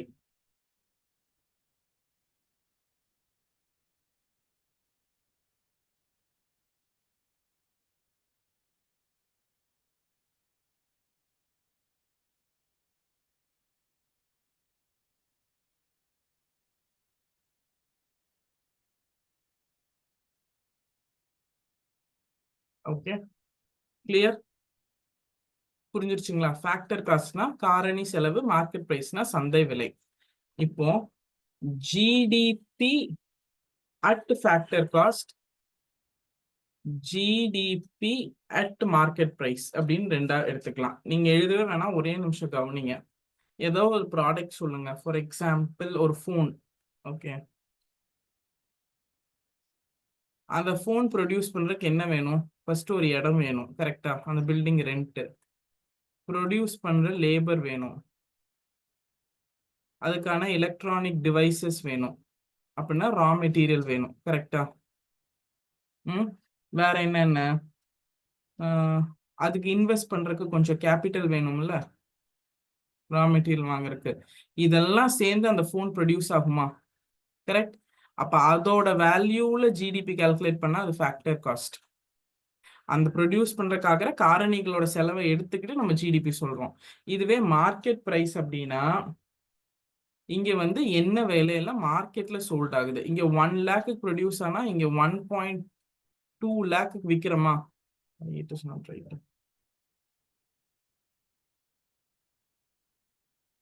கரெக்ட். அந்த 20,000 ரூபாய் தானே ப்ராஃபிட். அப்ப ஜிடிபி அட் மார்க்கெட் பிரைஸ் எடுத்து கால்குலேட் பண்ணா இந்த ப்ராஃபிட் வந்துடும். கரெக்ட். ஓகே, இதுல என்ன நீங்க புரிஞ்சுக்கணும்னா, இப்ப நான் இந்த போன் இங்க ப்ரொடியூஸ் பண்றேன். இது வந்து இது வரைக்கும் ஃபாரின்ல ப்ரொடியூஸ் பண்ணிட்டு இருந்தாங்க. இது வந்து யூஎஸ்ல மட்டும் ப்ரொடியூஸ் இந்த போன். இப்ப நான் வந்து யூஎஸ்ல இல்லாம இந்தியாலே ப்ரொடியூஸ் பண்றேன். இப்ப நான் கஷ்டப்பட்டு அந்த டெக்னாலஜியை கொண்டு வந்திருக்கேன் போது கவர்மெண்ட் எனக்கு சப்சிடி கொடுக்குமா? கரெக்டா? சப்சிடி கொடுக்குமா? இப்போ ஏதாவது ஒரு ஊதியம் வரும் இல்ல, எனக்கு ஒரு ஊக்கத்தொகை வரும் இல்ல. அப்ப 10,000 எனக்கு சப்சிடினா ஃபேக்டர் காஸ்ட் வந்து 90,000. இதை மைனஸ் பண்ணிக்கலாம், சப்சிடி இங்க மைனஸ் பண்ணிக்கலாம். ஓகே, இந்த 90,000 நான் இங்க விற்கும் போது 1.12 விற்கிறேன்னா அது அலாங் வித் டாக்ஸ் தானே, ஜிஎஸ்டியோட சேர்த்து தானே. இங்க டாக்ஸ் ஆட் பண்ணுவோம். மார்க்கெட் பிரைஸ்ல டாக்ஸ் ஆட் பண்ணி வரும் வேல்யூ, ஃபேக்டர் காஸ்ட்ல சப்சிடி மைனஸ் பண்ணி வரும். புரியுதா? புரிஞ்சிருச்சுங்களா நான் என்ன சொல்றேன்னு? ஓகே, உற்பத்தி விலை, அதோட காரணி செலவுகள், அந்த ப்ரொடியூஸ் பண்றதுக்கான என்னென்ன காரணங்கள் இருக்கோ அந்த செலவெல்லாம் சேர்த்து ஒரு வேல்யூ வந்தா ஜிடிபி ஃபேக்டர் காஸ்ட். அப்ப வந்து சப்சிடியை நம்ம சேர்த்திக்குவோம், சப்சிடியை வந்து இன்க்ளூட் பண்ணிக்குவோம். ஆனா டாக்ஸை இன்க்ளூட் பண்ண மாட்டோம். இங்க வந்து மார்க்கெட் பிரைஸ்ல அது மார்க்கெட்டுக்கு விற்கும் போது along with taxes, GST, luxury tax 28% போட்டு ஜிஎஸ்டியோட சேர்ந்து இந்த 1.12 வரும். புரிஞ்சிருச்சுங்களா? எஸ். ஃபேக்டர் பிரைஸ்னா என்ன, ஃபேக்டர் காஸ்ட்னா என்ன, மார்க்கெட் பிரைஸ்னா என்னன்னு புரிஞ்சிருச்சா?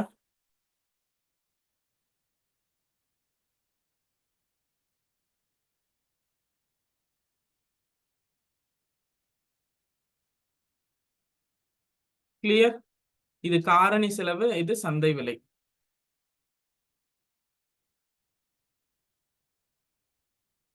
The 10K is subsidy that you receive from the government. அதனால 90K ஆயிருது உங்க டோட்டல் வேல்யூ. அப்போ ஜிடிபி at factor costல what you will include, subsidy you will include. இங்கே மார்க்கெட் பிரைஸ்ல what you will include the taxes that the seller has to pay. வரியும் நீங்க சேர்த்திட்டு தான் ஃபைனல் சந்தை விலை வரும்.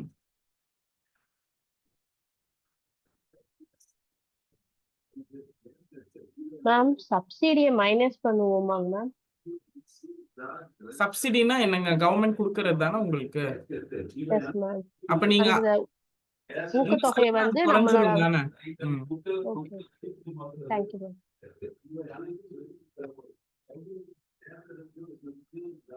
ஸோ எப்படி கொஸ்டின் கேட்பாங்கன்னா ஃபேக்டர் காஸ்ட்ல எதை நம்ம கணக்கில் எடுப்போம்னா சப்சிடியை, மார்க்கெட் பிரைஸ்ல எது கணக்கு எடுப்போம்னா டாக்ஸஸை கணக்கில் எடுப்போம். சப்சிடி மறுபடியும் மார்க்கெட் பிரைஸ்ல கணக்கில் எடுப்போமா? இங்க 10,000 ரூபாய் மைனஸ் பண்ணிட்டு இங்க 1.12 வருதுங்க டாக்ஸோட. இது கவர்மெண்ட் கொடுக்குற சப்சிடி மைனஸ் 10,000 ரூபாய் அப்படின்னு நம்ம மறுபடியும் கணக்கு பண்ண முடியுமா? டபுள் தடவை சப்சிடி கணக்கு வந்துரும்ல. இப்ப 20,000 ரூபாய் கழிக்கிற மாதிரி ஆயிரும்ல. ஸோ இங்க சப்சிடி எடுத்துக்க மாட்டோம். புரியுதா? சப்சிடி, ஊக்கத்தொகை இல்ல ஊதிய தொகை இதெல்லாம் எங்க கணக்குல கொண்டு போனா ஃபேக்டர் காஸ்ட்ல. வரியை எங்க சேர்த்துவோம்? மார்க்கெட் பிரைஸ்ல. சப்சிடி இன்னொரு தடவை கால்குலேட் பண்ணா டபுள் கவுண்டிங் ஆயிரும், அதை பண்ண மாட்டோம். கரெக்டா? Yes ma'am. ஜிஎஸ்டில இப்போ சிஜிஎஸ்டி எஸ்ஜிஎஸ்டின்னு இருக்குங்களா? அது என்னது? அது வந்து சென்ட்ரல் கவர்மெண்டோட ஜிஎஸ்டி, எஸ்ஜிஎஸ்டிங்கிறது ஸ்டேட் கவர்மெண்ட். ஃபார் எக்ஸாம்பிள் நீங்க ஒரு கோல்டு வாங்கினீங்கன்னா 3%, 1.5% சென்ட்ரல் கவர்மெண்ட்டுக்கு போயிடும், 1.5% ஸ்டேட்டுக்கு போயிடும். அவ்வளவுதான். ஸோ ஜிஎஸ்டியில மொத்தம் central GST, state GST, integrated GST, UGST 4 category இருக்குங்க.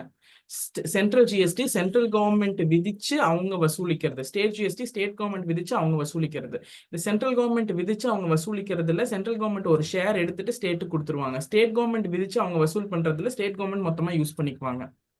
நம்ம ஜிஎஸ்டின்னு ஒரு டாபிக் இருக்காது, படிக்கும்போது நம்ம டீட்டெயிலா படிப்போம். That's all.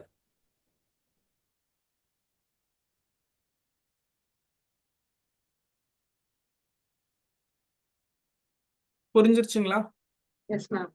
எனி டவுட்டுங்க இதுல?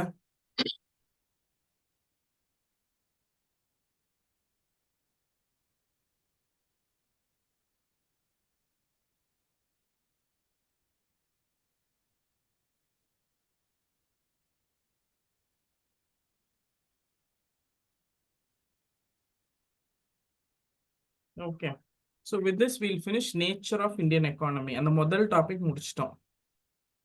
டன். இப்போ நான் ஒரு கொஸ்டின் கேட்கிறேன். அவர் வந்து ஜிஎஸ்டி பத்தி பேசினனால உங்க பொது அறிவு அப்படிங்கிற ஒரு விஷயத்த கணக்கில் கொண்டு we'll discuss one small topic.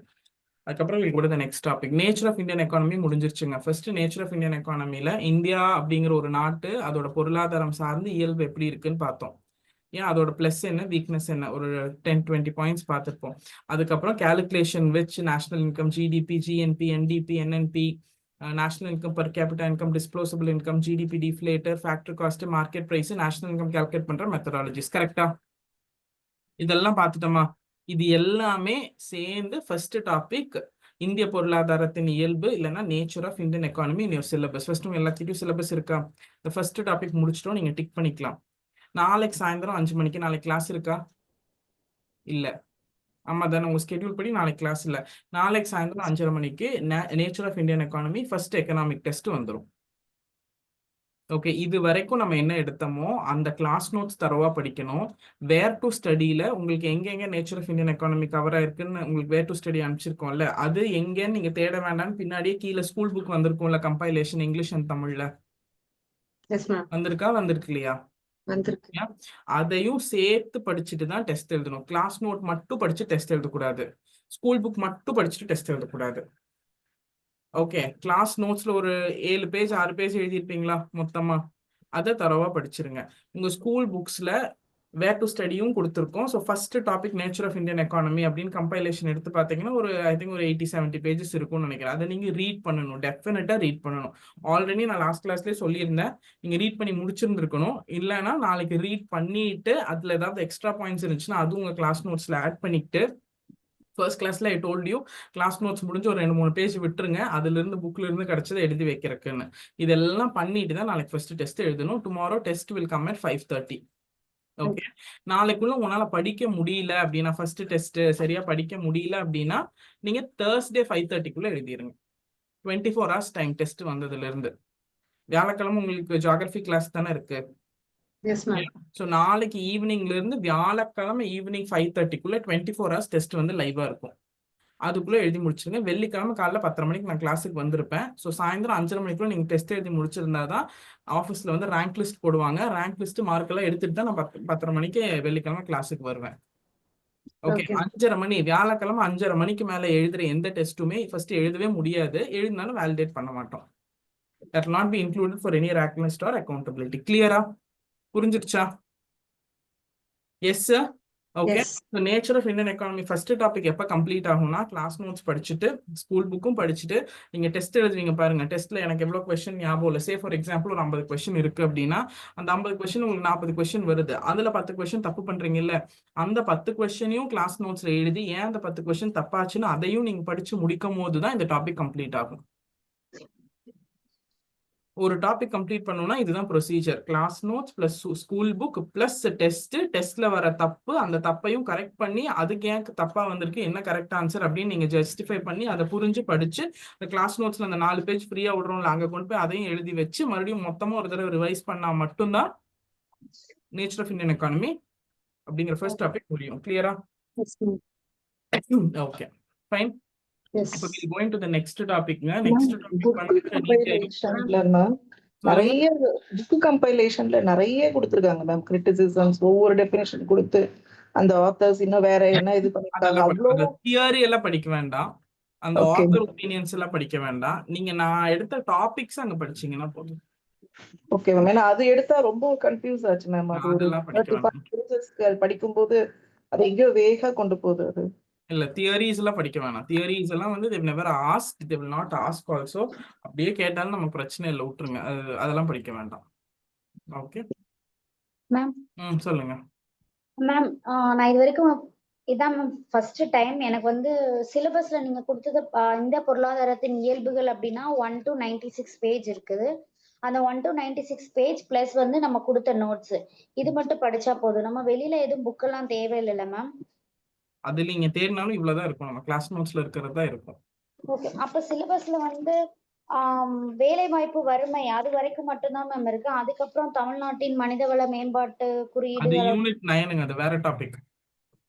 Compile பண்ணிருக்காங்க பாருங்க, Indian economy and development administration of தமிழ்நாடுன்னு டாபிக்லயே இருக்கா. அந்த ஹியூமன் டெவலப்மெண்ட் இண்டெக்ஸ்ல இருந்து அது வேற யூனிட், அது யூனிட் 9 அப்படின்னு முதல்ல சிலபஸ்ல இருந்தது. அதுக்கு தனியா வேற புக் கம்பைலேஷன். ஓகே, இது எதுவுமே இருக்க வேணாம். நம்ம நீங்க கொடுத்த புக்கை வந்து தரவா படிச்சுட்டு கிளாஸ் நோட்ஸ் இது ரெண்டுமே போதும், வேற எதுவுமே இல்ல. வேற எதுவும் எக்ஸாமுக்கு தேவையில்லை. பட் அஃப்கோர்ஸ் ஃபார் நாலேஜ் அப்படின்னா நீங்க ஏதாவது படிக்கலாம். உங்க எக்கனாமிக்ஸ்ல இன்ட்ரெஸ்ட் இருந்துச்சுன்னா ஏதாவது ஜென்ரலா ஆர்டிகல்ஸ் படிக்கலாம், அதெல்லாம் நீங்க பண்ணலாம். நான் I will not say no, but exam point of வியூல இது போதும். Okay okay. So coming to the next topic in சிலபஸ்ங்க. சிலபஸ்ல வந்து அடுத்த topic I think 5-year plan, it's assessment, Niti Aayog and planning commission. கரெக்ட்டுங்களா? ஓகே, அந்த டாபிக் போறதுக்கு முன்னாடி I told you I ask a question from GST. அந்த கொஸ்டின் கேட்டுட்டு நான் போறேன். உடனே ஆன்சர் சொல்லணும்னு அவசியம் இல்லை. ஃபர்ஸ்ட் யார் ஆன்சர் சொல்றாங்கிறதுக்காக கப்பு மெடல்லாம் கிடையாது.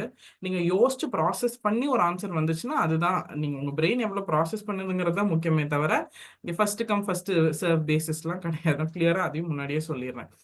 ஜிஎஸ்டி அப்படிங்கிறது it's part and parcel of everybody's life today. ஆமாவா? கரெக்டா? ஜிஎஸ்டி இல்லாம we cannot live, பிரீதே பண்ண முடியாதுங்கிற ஒரு நிலைமை வந்துருச்சு. இப்போ இந்த ஜிஎஸ்டில நிறைய பேர் பாத்தீங்கன்னா it be like for example gold எடுத்துக்கலாம். கோல்டு வந்து ஒரு மெட்டல், அது எசென்ஷியல் குடா லக்ஸரி குடா? எசென்ஷியலா? ஐயோ ரெண்டு செயின் இல்லைன்னா நம்ம வாங்கவே முடியாது அப்படின்லாம் கிடையாது இல்ல, அது எசென்ஷியல் கிடையாது இல்ல. Okay, so it's luxury good. Luxury good அப்படிங்கிற ஒரு ப்ராடக்ட், அது வந்து கோல்டு. அந்த கோல்டை போய் நம்ம ஒரு ஜுவல்லரியில வாங்குறோம். லக்ஸரி நம்ம ஒரு சேவ் பண்ணி இல்லை ஒரு கோல்டு சிட் ஒன்று போட்டு இல்லை ஏதாவது போனஸ்ல வந்து இல்லை தாத்தா பாட்டிகிட்ட காசு வாங்கி அம்மா அப்பாட்ட காசு வாங்கி போய் ஒரு லக்ஸரி குட் வாங்குறோம், which is purely from our saving. கரெக்டா? Purely from our extra money. எக்ஸ்ட்ரா மணி இருந்தால் மட்டும்தான் கோல்டு வாங்க முடியும். இருக்கிற காசை வந்து இந்த மாதம் வாடகை கொடுக்காமலாம் போய் யாரும் கோல்டு வாங்க மாட்டோம்ல. ஸோ ஒரு 10,000 ரூபாய் கோல்டு வாங்குறோம் அப்படின்னா உங்களோட பில்லுல 3% ஜிஎஸ்டி வரும். 1.5% எஸ்ஜிஎஸ்டி, 1.5% சிஜிஎஸ்டி அவங்க பிரிச்சிருப்பாங்க. ஆனா 3%, 10,000 ரூபாய்க்கு 3% எவ்வளவுங்க? 300 மேம். 300. யோசிச்சிட்டீங்க. ஓகே. ஸோ 10,000 பிளஸ் ஜிஎஸ்டின்னு போட்டு 10,300 நீங்க பே பண்ணுவீங்க. ஓகே. ஸோ என் கொஸ்டின் அது கிடையாது. எவ்வளோ ஜிஎஸ்டின்னு கால்குலேட் பண்ணி சொல்றது என் கொஸ்டின் கிடையாது. மை கொஸ்டின் இஸ், அப்போ படிக்கிறது வந்து லக்ஸரியா எசென்ஷியலா? எசென்ஷியல். படிக்கிறது வந்து ரொம்ப ரொம்ப எசென்ஷியல். படிச்சாதான் லக்ஸூரியஸாவே வாழ முடியுங்கிற அளவுக்கு படிப்பு வந்து எசென்ஷியல். கரெக்டா? அப்ப ரொம்ப எசென்ஷியலா இருக்கிறது படிப்பு. ஸோ வேற எதுவும் நம்ம ஸ்கூல் காலேஜ் எல்லாம் எடுக்காம நம்ம சிக்ஷாவே எடுத்துக்கலாம், நம்ம அகாடமியே எடுத்துக்கலாம். நம்ம அகாடமில all of you pay fees. கரெக்டா? நீங்க எல்லாரும் ஃபீஸ் பே பண்றீங்க. சே எக்ஸாம்பிள் உங்க ஃபீஸ் வந்து 10,000. அதே கோல்டு தான் இங்க 10,000. உங்க fees is along with GST. Okay. அந்த 10,000 ஸ்வாதிகாக்கு இல்ல, 10,000 கவர்மெண்ட் கொடுத்தது போக தான் ஸ்வாதிகாக்கு. ஆமா தானே? ஆனா இங்க எசென்ஷியல் தானே. இப்ப நீங்க படிக்கிறது, நீங்க படிச்சாதான் நாளைக்கு ஒரு வேலைக்கு போவோம். அந்த அளவுக்கு கோல்டு கம்பேர் பண்ணும்போது எசென்ஷியல். அப்போ எசென்ஷியலா இருக்கிற ஸ்டடீஸுக்கு, for example in our service based academy சிக்ஷாலேயே நீங்க என்ரோல் பண்ணும்போது your GST amount is 18%. Okay. 10,000 18% எவ்வளோங்க? 1,800. So 10,000 minus 1,800 8,200. அப்ப your fees 10,000 நீங்க பே பண்றீங்கன்னா your fees is just 8,200 and 1,800 goes to GST. Okay. இது கால்குலேட்ல நல்லா பண்ணிட்டீங்க. இப்போ ஆக்சுவல் கொஸ்டின் என்ன அப்படின்னா, லக்ஸரி கூடுக்கு 3%, ஒரு எசென்ஷியல் விஷயமான ஸ்டடி, அகாடமி, சர்வீசஸ், படிக்கிறது, இதுக்கு எதுக்கு 18%? ஏன் நம்ம நிர்மலா சீதாராமன் மேடம் இப்படி போடுறாங்க? இல்லைன்னா நம்ம ஃபினான்ஷியல் ஸ்ட்ரக்சர் ஏன் இப்படி இருக்கு? உடனே ஆன்சர் சொல்ல வேண்டாம். உடனே ஆன்சர் சொன்னாலும் தப்பா தான் இருக்கும், விட்டுருங்க. ஏதாவது மேல தூங்கிட்டு இருக்கிற டாப் ஃப்ளோர் ஏதாவது தட்டி எழுப்பி ஏன் அப்படி, இது யாராவது இது வரைக்கும் யோசிச்சிருக்கீங்களா? கோல்டுக்கு 3%, அது எனக்கு தேவையே இல்லை. இருந்தா ஒண்ணுதான், இல்லைனாலும் ஒண்ணுதான். அது எதுக்கும் யூஸ் ஆக போறது இல்லை மேம். நாளைக்கு ஏதோ ஒரு கஷ்டம்னா மறுபடியும் கொண்டு போய் விற்கிறதுக்கு மட்டும்தான் யூஸ் ஆகும். ஆனா படிப்பு அப்படி கிடையாது. It is essential. அப்ப அந்த மாதிரி எசென்ஷியல் கூட்ஸ் நிறைய நீங்க எடுத்துக்கலாம். படிப்பு, பால், அந்த மாதிரி என்ன வேணா எசென்ஷியல் கூட் எடுத்துக்கோங்க. லக்ஸரி கூடோட ஏன் எசென்ஷியல் கூடுக்கு வாட் இஸ் திஸ் ஜிஎஸ்டி ஜாஸ்தி? ஏன்னா எசென்ஷியல் தான் மக்கள் வந்து நம்ம அதிகமா ஃப்ரீக்வெண்டா யூஸ் பண்ணிட்டே இருப்போம். அப்பதான் வந்து நம்மளோட இந்தியன் எக்கானமி வந்து growth ஆகும். அந்த ஒரு பர்பஸ் யூஸ் பண்ணி அவங்க பண்ணிருக்கலாம் மேம். ஓகே. கவர்மெண்ட் சம்பாதிக்கணும் அப்படின்னா எசென்ஷியல் கூட்ல டாக்ஸ் போட்டுறணுமா? அப்படி இல்ல மேம், நம்ம இந்திய வளர்ச்சிக்கு யூஸ் பண்ணலாம். இப்போ டிரான்ஸ்போர்ட் இருக்குது, இப்போ வந்து ரோடு வந்து கட்டிட்டு இருக்காங்க. அந்த மாதிரி நம்ம மெட்ரோ வருது. இந்த மாதிரிலாம் இதுக்காக வந்து டெவலப் பண்றதுக்காக வந்து இந்த மாதிரி எசென்ஷியல்ல வந்து பீப்புள் வந்து எப்பயுமே அவங்களுக்கு தேவை அதிகமா நம்ம வாங்குவோம். இப்ப லக்ஸுரின்றது வந்து எல்லாராலையுமே அதை வாங்க முடியாது. அப்படியெல்லாம் இல்லைங்க. நீங்க ஜிஆர்டி போனீங்கன்னா கியூல நின்னுதான் வாங்கிட்டு வரணும். அது இன்னும் உண்மைதான் மேம். ஆனா என்னோட இது வந்து பெர்ஸ்பெக்டிவ் வந்து இது. ஓகே. சரி, அவங்க ஒண்ணு சொல்லியிருக்காங்க. வேற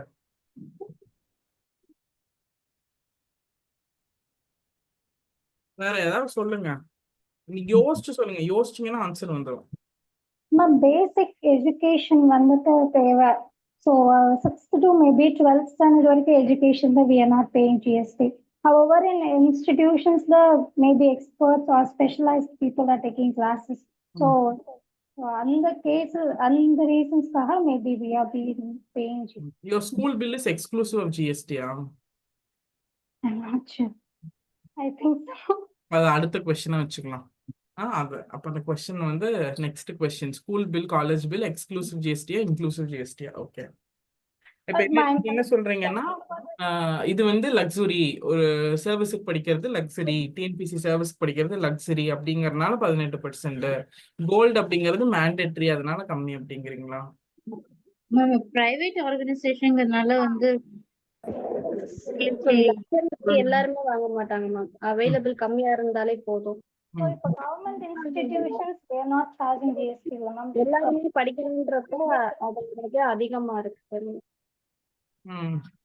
வேற மேம், ஒரு கண்ட்ரியோட இன்கம் கால்குலேட் பண்ணும்போது அவங்க பொசஸ் பண்ற கோல்டையும் சேர்த்து அவங்க கால்குலேட் பண்றாங்க. சரிங்க. அது ஒரு தடவை அந்த ஒரு இது வந்தது இல்ல மேம், இந்தியால தான் நிறைய கோல்டு இருக்குது. சோ நம்மளுடைய அந்த கோவிட் டைம்ல கூட there was a discussion இல்ல மேம். ஃபாரெக்ஸ் வரைக்கும் போயிட்டீங்க. ஃபாரெக்ஸ்ல விட்டுருங்க, அவ்வளோலாம் யோசிக்க வேண்டாம். மேம் இந்தியால சர்வீஸ் செக்டர் தானே மேம் அதிகமா கான்ட்ரிபியூட் பண்ணுதுன்னு நம்ம வந்து சொல்லியிருந்தோம் இனிஷியலா. அதுவே நல்லா தானே கான்ட்ரிபியூட் பண்ணுது. அப்புறம் ஏன் 18% போடுறீங்க? வருமானமே நல்லா தானே வருது. சர்வீஸ் So, குறைக்கலாம்ல, டாக்ஸ் குறைக்கலாம்ல. இல்ல அபியோஸா வந்துட்டு நமக்கு ஆல்மோஸ்ட் ஆல் ஓவர் பாத்தீங்கன்னா இந்தியால சர்வீஸ் பேஸ் தான் நிறைய இருக்குதுங்கிறதால கம்பெனிஸ் முதற்கொண்டு நம்மளுடைய எக்கனாமி வந்து க்ரோ ஆகணும்னா அதுல இருந்து தானே மேம் நம்ம இது பண்ண முடியும். ஸோ இந்த கோல்டு மாதிரிப்பட்ட விஷயங்கள் வந்து அக்கேஷனலி பையிங் ப்ராடக்ட் தானே பப்ளிக்கால. அதனால நம்ம மக்களோட இன்வெஸ்ட்மெண்ட் இன்க்ரீஸ் பண்றதுக்காக இருக்குமா மேம்? ஜென்ரலா gold they will purchase as a investment. So நம்மளுடைய it's a kind of investment. இது எல்லாமே நமக்கு சர்வீஸ் அந்த மாதிரி போகும். ஓகே சரி, சாரி, அன்ஃபார்ச்சுனேட்லி இது எதுவுமே ஆன்சர் கிடையாது. வேற ஏதாவது ஆன்சர் இருக்கா? மேம் பிளாக் மார்க்கெட் இன்க்ரீஸ் ஆகுங்கிறனால ma'am. Black market in one டேர்ம்ஸுங்க. கோல்டு வந்து அதிகமாக ஜிஎஸ்டி வச்சாங்கன்னா அதை யாரும் கன்சியூம் பண்ண மாட்டாங்க, பில் கொடுத்து வாங்க மாட்டாங்க. அப்போ பைரசி, பிளாக் மார்க்கெட் அந்த மாதிரி போக ஆரம்பிச்சிருவாங்க. அன்அக்கௌண்டபிளாக தான் நிறைய வரும். That's all. புரிஞ்சிச்சுங்களா? அவர் ஆன்சர் ரொம்ப சிம்பிளா சொல்லிட்டாரு. இப்போ பெட்டி கடையில எல்லாம் ஜிபே வச்சாங்க, ஸ்கேனர் பாத்தீங்களா? புரியுதா? ஜிபே வந்து எங்க வச்சாங்க? ஒரு நார்மல் பெட்டி ஷாப்ல. நீங்க ஒரு சாப்பிட்டுட்டு வெளியே வந்துட்டு ஒரு வீல் கெட் ஒன் பீடா, கரெக்டா? 10 ரூபா அந்த பீடா. உள்ள வந்து ஒரு 1000 ருபீஸ்க்கு சாப்பிட்ருப்போம். அங்க கேஷ்ல பே பண்ணிட்டு வருவோம். ஏன் 1000 ருபீஸ்க்கு கேஷ் கார்டு ஏதாவது போட்டுட்டு வருவோம். வெளியே வந்து ஒரு பீடா வாங்குவோம் 10 ருபீஸ்க்கு, ஸ்கேன் பண்ணி ஜிபேல 10 ரூபா. அந்த ஒரு அலர்ட் ஒன்று வரும், பேடிஎம் 10 ரூபாய் பெறப்பட்டது அப்படின்னு. பார்த்துருக்கீங்களா? ஏன் அப்படி எல்லா இடத்துலையும் கொண்டு வந்து ஸ்கேனர் வச்சாங்க? அந்த பெட்டி ஷாப்பு, லாண்ட்ரி ஷாப்பு. அவசரமா காலையில போய் ஒரு பேண்ட் ஷர்ட் தேய்ச்சிங்கன்னா 12 ரூபா ஜிபே பண்ணிட்டு வந்துடுறீங்க. 6 ருபீஸ், கரெக்டா? பண்றீங்களா? ஏன் அந்த அன்ஆர்கனைஸ் செக்டாரை ஆர்கனைஸ்டா மாத்துறதுக்காக தான். நம்ம லாஸ்ட் கிளாஸ்லயே நம்ம பேசணும், நேஷனல் இன்கம் கால்குலேட் பண்ணும் போது அன்ஆர்கனைஸ் செக்டர் தெரியறதே இல்லை. நம்ம 16 to 54, 15 to 64ன்னு எடுக்கும் போது நம்ம மெய்டுக்கு கொடுக்குற 3000 ரூபாய் காசு நம்ம கணக்குலேயே வராது இல்ல. அந்த மாதிரி நிறைய அன்ஆர்கனைஸ் செக்டர் இருக்கு. அந்த அன்ஆர்கனைஸ் செக்டர் ஆர்கனைஸ் பண்றதுக்குள்ள தானே அந்த ஸ்கேனர் எல்லா பக்கம் வச்சாங்க. நம்ம தான் வந்து இந்த ஜிபே டிரான்சாக்ஷன்ஸ், யூபிஐ டிரான்சாக்ஷன்ஸ்ல இந்தியா ஸ்டாண்ட்ஸ் நம்பர் 1. அதுல தமிழ்நாடு டாப் நாச். உங்க சோம்பேறித்தனத்தை அவன் கணக்கெடுக்க ஆரம்பிச்சிட்டான்.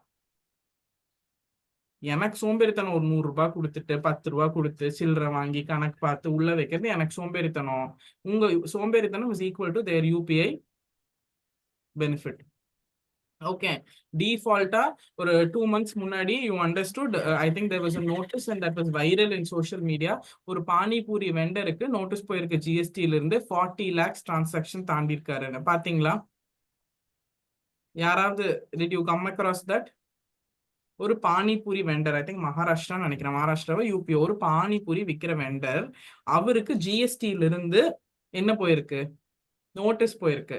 40 லட்சம் ரூபாய் உங்க யூபிஐ டிரான்சாக்ஷன்ஸ் லிமிட் தாண்டிடுச்சு அப்படின்னு. நீங்க ஜிஎஸ்டி ரெஜிஸ்டர் பண்ணுங்க. ஏன்னா கூட்ஸுக்கு நீங்க 40 lakhs தாண்டினா ஜிஎஸ்டி ரெஜிஸ்டர் பண்ணணும். சர்வீஸ்க்கு 20 லட்சம் தாண்டினாலே ஜிஎஸ்டி ரெஜிஸ்டர் பண்ணணும். பானிபூரி 20 ரூபாய்க்கு சாப்பிடுவோம். 20 ரூபாய்க்கு சாப்பிட்ற ஒருத்தன் கூட காசு கொடுக்கறது இல்லை, எல்லாம் யூபிஐ பண்ணிட்டு போய் டோட்டலா 40 lakhs டிரான்சாக்ஷன் தாண்டினதுனால யோர் டர்ன் ஓவர் 40 lakhsனா நீங்க ஜிஎஸ்டி ரெஜிஸ்டர் பண்ண சொல்லி வந்துச்சா வரலையா? அப்போ அதை பண்ணும் போது கோல்டு அப்படிங்கிறது ஹைலி அன்அக்கவுண்டட், ஹைலி பிளாக் டிரான்சாக்ஷன்ஸ் இருக்கிற ஒரு ஏரியா. கோல்டுக்கு 18% நீங்க போட்டீங்கன்னா அவனே லக்ஸரியா தான் வாங்குறான். அதை எப்படி 18% பைபாஸ் பண்ணி வாங்கணும்னு அவன் முடிவு பண்ணிடுவான். இப்போவுமே கோல்டு கோஸ் வித்வுட் ஜிஎஸ்டி அன்பில்லிங்ல நிறைய போயிட்டு தான் இருக்கும், கரெக்டா? அப்போ மினிமமா நான் 3% தான் வைக்கிறேன், எல்லாரும் ஒயிட் டிரான்சாக்ஷன்ஸ்குள்ள வாங்க அப்படின்னு போடுற பெரிய நெட்டு தான் அது. You understood what it is? To reduce black, make everything white. இப்போ எங்கேயா கம்மியா ஜிஎஸ்டி வச்சிருக்கான், 10,000 ரூபாய் கோல்டு வாங்குற ஒரு 300 ரூபாய் தானே பில்லோடவே வாங்கிக்கலாம் அப்படின்னு நம்ம வாங்குறோம்ல. இப்போ என்ன ஆயிருது? உங்க 10,000 ரூபாய் லக்ஸரியில நீங்க செலவு பண்ணிருக்கீங்கன்னு அவனுக்கு தெரிஞ்சிருது இல்ல. Yeah, so when your transactions are more than 2 lakh, PAN கேக்குறானா? Yeah, your PAN 1,99,000 மேல 1 ரூபாய் நீங்க ஜாஸ்தியா போட்டாலும் PAN directly linked. Your PAN is connected with your Aadhaar. That's all. So when they think there is something that is out of their scope and அதை உள்ள கொண்டு வரணும்னு நினைக்கும் போது ரொம்ப சிம்பிளா தான் தூக்கி போடுவாங்க. கோல்டு நிறைய அன்அக்கௌண்டடா போயிட்டு இருக்கு. ஒரு 20% டாக்ஸ் போடு, எல்லாத்தையும் அக்கௌண்ட்குள்ள கொண்டு வருவான்னு போட மாட்டான். அதுவே அன்அக்கௌண்டா போயிட்டு இருக்கு. 20% டாக்ஸ் போட்டா இன்னும் எக்ஸ்ட்ரா அன்அக்கௌண்டடா ஆயிரும். Correct no? இந்த பெட்டி ஷாப்ஸ் அன்ஆர்கனைஸ் செக்டர்ல நிறைய காசு புழங்குது, அதை தூக்கி உள்ள கொண்டு வரணும் அப்படின்னா அப்ப பெருசா ஒரு ஆப் வைக்க மாட்டான், சின்னதா ஒரு ஸ்கேனர் மட்டும்தான் வைப்பான். The same applies to gold as well. To make that more wide, more accounted, they only introduce a small minimal amount. இப்போ நீங்க என்ன யோசிப்பீங்க, ஒரு கோல்டு 10,000 வாங்குறீங்க, மேக்கிங் சார்ஜஸ் வேஸ்டேஜ் 15% சொல்லுவான், கரெக்டா? 15% 14%, ஜிஎஸ்டி 3%. இந்த 14% மேக்கிங் சார்ஜ் வேஸ்டேஜ் கொடுக்குற நமக்கு 3% ரொம்ப கம்மியா தெரியும். எல்லாமே மைண்ட் செட் தான். பெரிய ரோடு பக்கத்துல ஒரு குட்டி ரோடு பார்த்தா குட்டி ரோடு சூப்பரா இருக்கும், ஆட்டோமேட்டிக்கா will say okay, correct? But somehow you are tracked inside. புரிஞ்சுச்சா? இவ்வளவுதான் economically what politics is involved. இப்போ தெரிஞ்சோ தெரியாமலையோ உங்களோட எல்லா டிரான்சாக்ஷன்ஸும் involve inside. Okay, so luxury ஐட்டம்ஸ்க்கு கம்மியா போடும் போது மெயினா கோல்டு வந்து பிளாக் மார்க்கெட்டை அவாய்ட் பண்றதுக்காக. கிளியர்? ஓகே, இதுக்கும் இப்போ எக்ஸாம்பிள் ஏதாவது சம்மந்தம் இருக்கானா? இல்லை, இப்போ நான் ஜிஎஸ்டி டாபிக்கே எடுக்கல, சும்மா கேப் பேசணும். பேசுனதுக்கு காரணம் அவர் தான், அவர் காண போயிட்டார், ஆதவன் தான். அவர் டவுட் கேட்டு விட்டாரு, அங்கிருந்து பேசணும். So fine, shall we do the next டாபிக்குங்க? You want break or something?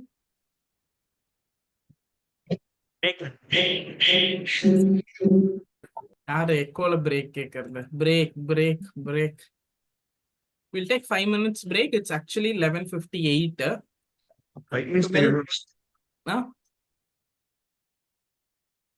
சரி வாங்க, we'll start around 12:03.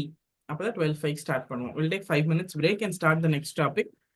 Next topic we'll do one part and then we'll continue in the next class. Okay, we'll take 5 minutes break and be back.